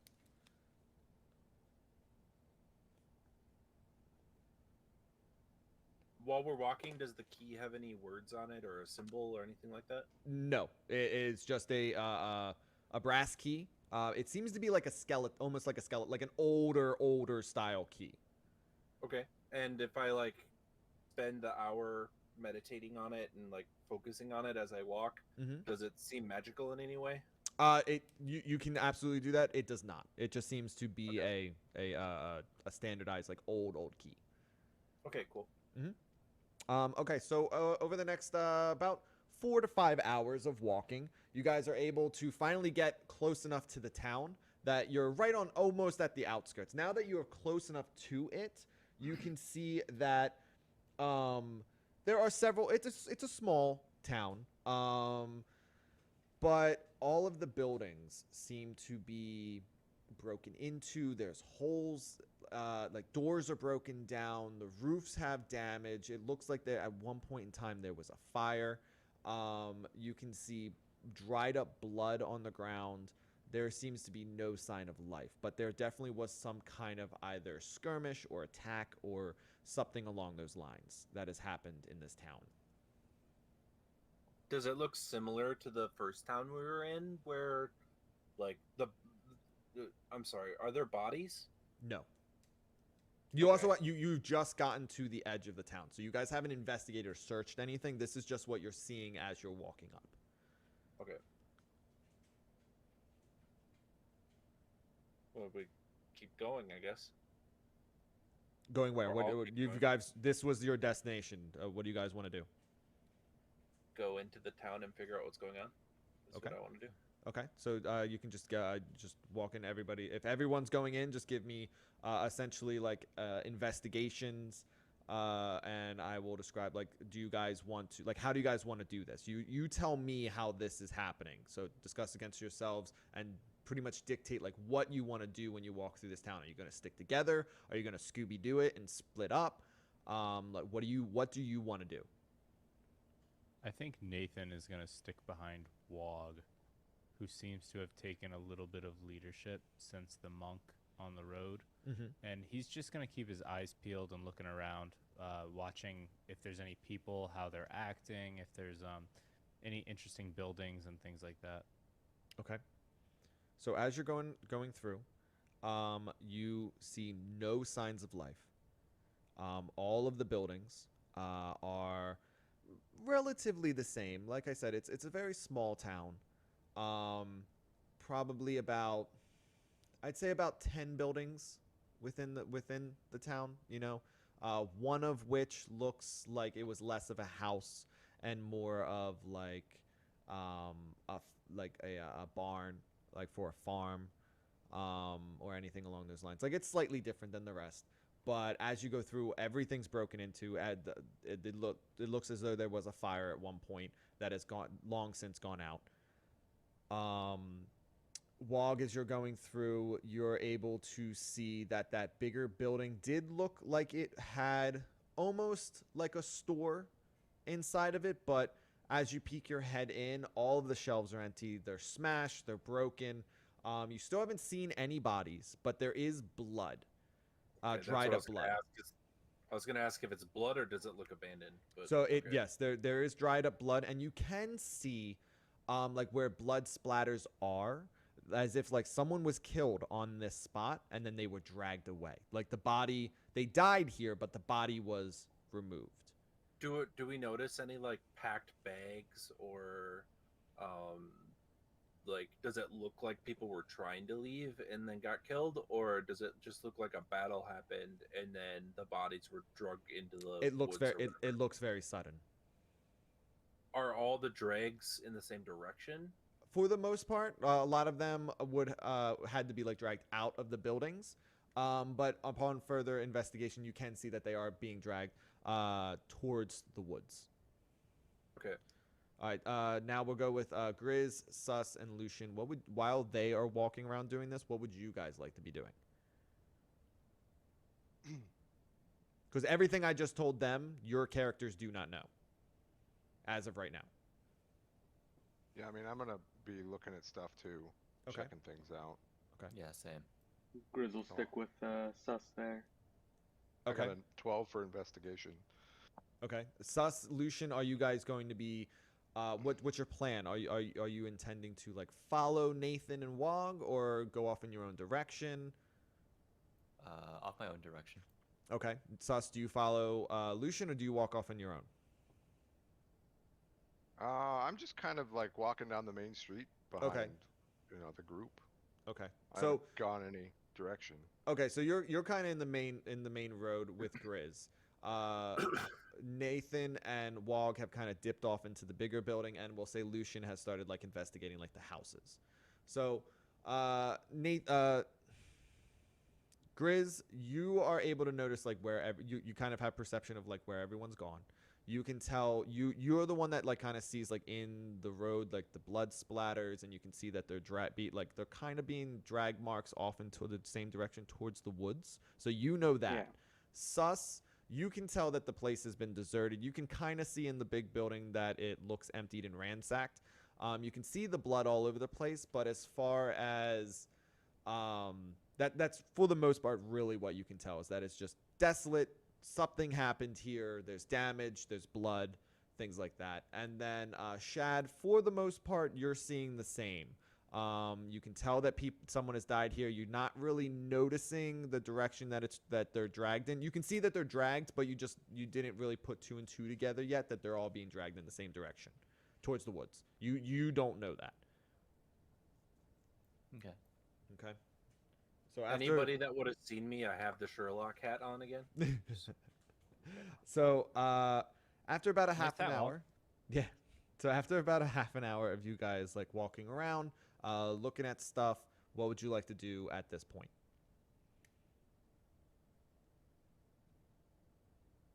Anybody that I would have crossed, I would have explained to them that like all the blood dregs seem to be going in the same direction towards the woods. Everyone and everything seems to be gone. Mm-hmm. It is getting later in the evening at this point. Like the sun is beginning to set. Was there an inn? It did not look that way. It But seemed there to be, are empty quote, houses, there, right? Yes, there are empty houses, and there seemed to be a quote unquote like almost like a farm-esque barn-styled general store is the best way that I could describe what this larger building could possibly have been used for. Doesn't have like bunks in it or anything. It does not. Is there any larger houses, or are they all smaller? They're all smaller. Normally, it looks like one family lived per. Some of them have 2 bedrooms. Some of them only have the 1. Nothing that could hold 5 people. One house, not one individual room that could hold 5 people. No. Nathan pipes up and goes, maybe we just make camp in that barn over there. Works for Yeah. me. That seems reasonable. To the back side of the Yeah, I barn, agree. you guys take about, we'll say you guys take about an hour, kind of securing the doors, blocking off the entrance that goes from like the store portion of it towards the back with the barn. There is the bigger sliding doors for like the actual barn that you guys you close and barricade. And there is a window higher up that I will leave to your option of whether or not you want to leave it open or closed as to whether or not you want to have a fire tonight. It's a window higher up. Is it like? Like is think there like a loft. There's a loft up there that you guys could climb up and open up that window to let the smoke out if you wanted to have a fire. But there's not like a porch outside of it or anything. No, like no, that. no. Like, It's not it's like- just the loft. Like think like loft where they would store like hay and stuff like that, and then there's a window as if you wanted to throw the hay down. I mean, I would say that we leave it open. Okay. But I'm not the only one in the group. This is at this point discuss among yourselves. This is your conversation. Did you say Yeah. this was like a general store? The front portion of it looked as though it was. Okay, I'm gonna go rummage around in there and see if I can find anything Sure. with another 12 investigation. Okay. So as you rummage through, you can tell that it's been pretty well ransacked. You notice that all of anything that could have been like cloth has been like torn apart and removed. A lot of the hay is missing. But other than that, there doesn't really seem to be very many things. Like there's a lot of broken open barrels. A lot of space that looks like it once held something that is just gone at this point. Nothing really of interest that stands out. This is our third night on the road, right?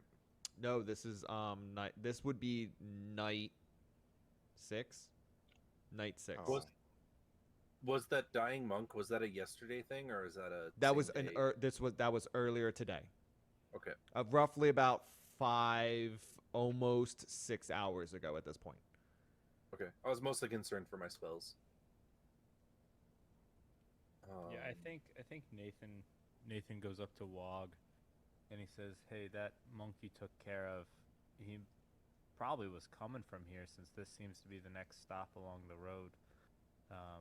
But I think it's best we wait till morning to do anything crazy. So I'm gonna go hit the hay." And then Nathan just finds a nice little corner in this big barn, and he takes out the king's sigil and he looks at it and he just seethes. And that's it for Nathan. Okay. Have you guys decided to create a fire? I think we should. expressed that that's a good idea. Yeah, I agree with that. Okay. Why wouldn't we? Okay, so you guys create a fire. Nathan moves over. Then there's plenty of like hay and stuff like that for you guys to be able to make the fire. There's plenty of like broken crates and barrels and things like that. So you don't really have to go into the woods to look for sticks and stuff like that. So you pretty much have everything that you need. You're able to make a fire, and then at this point, everyone's getting ready. Nathan's already laying down, getting ready for bed, and we are going to stop there. Okay? Okay. So let me just make a note real quick. We're stopping while I'm the only one getting ready for bed. That's scary. Well, you're just slightly ahead of everyone else. No, I'm just messing. Start fire. Okay. So I have my notes.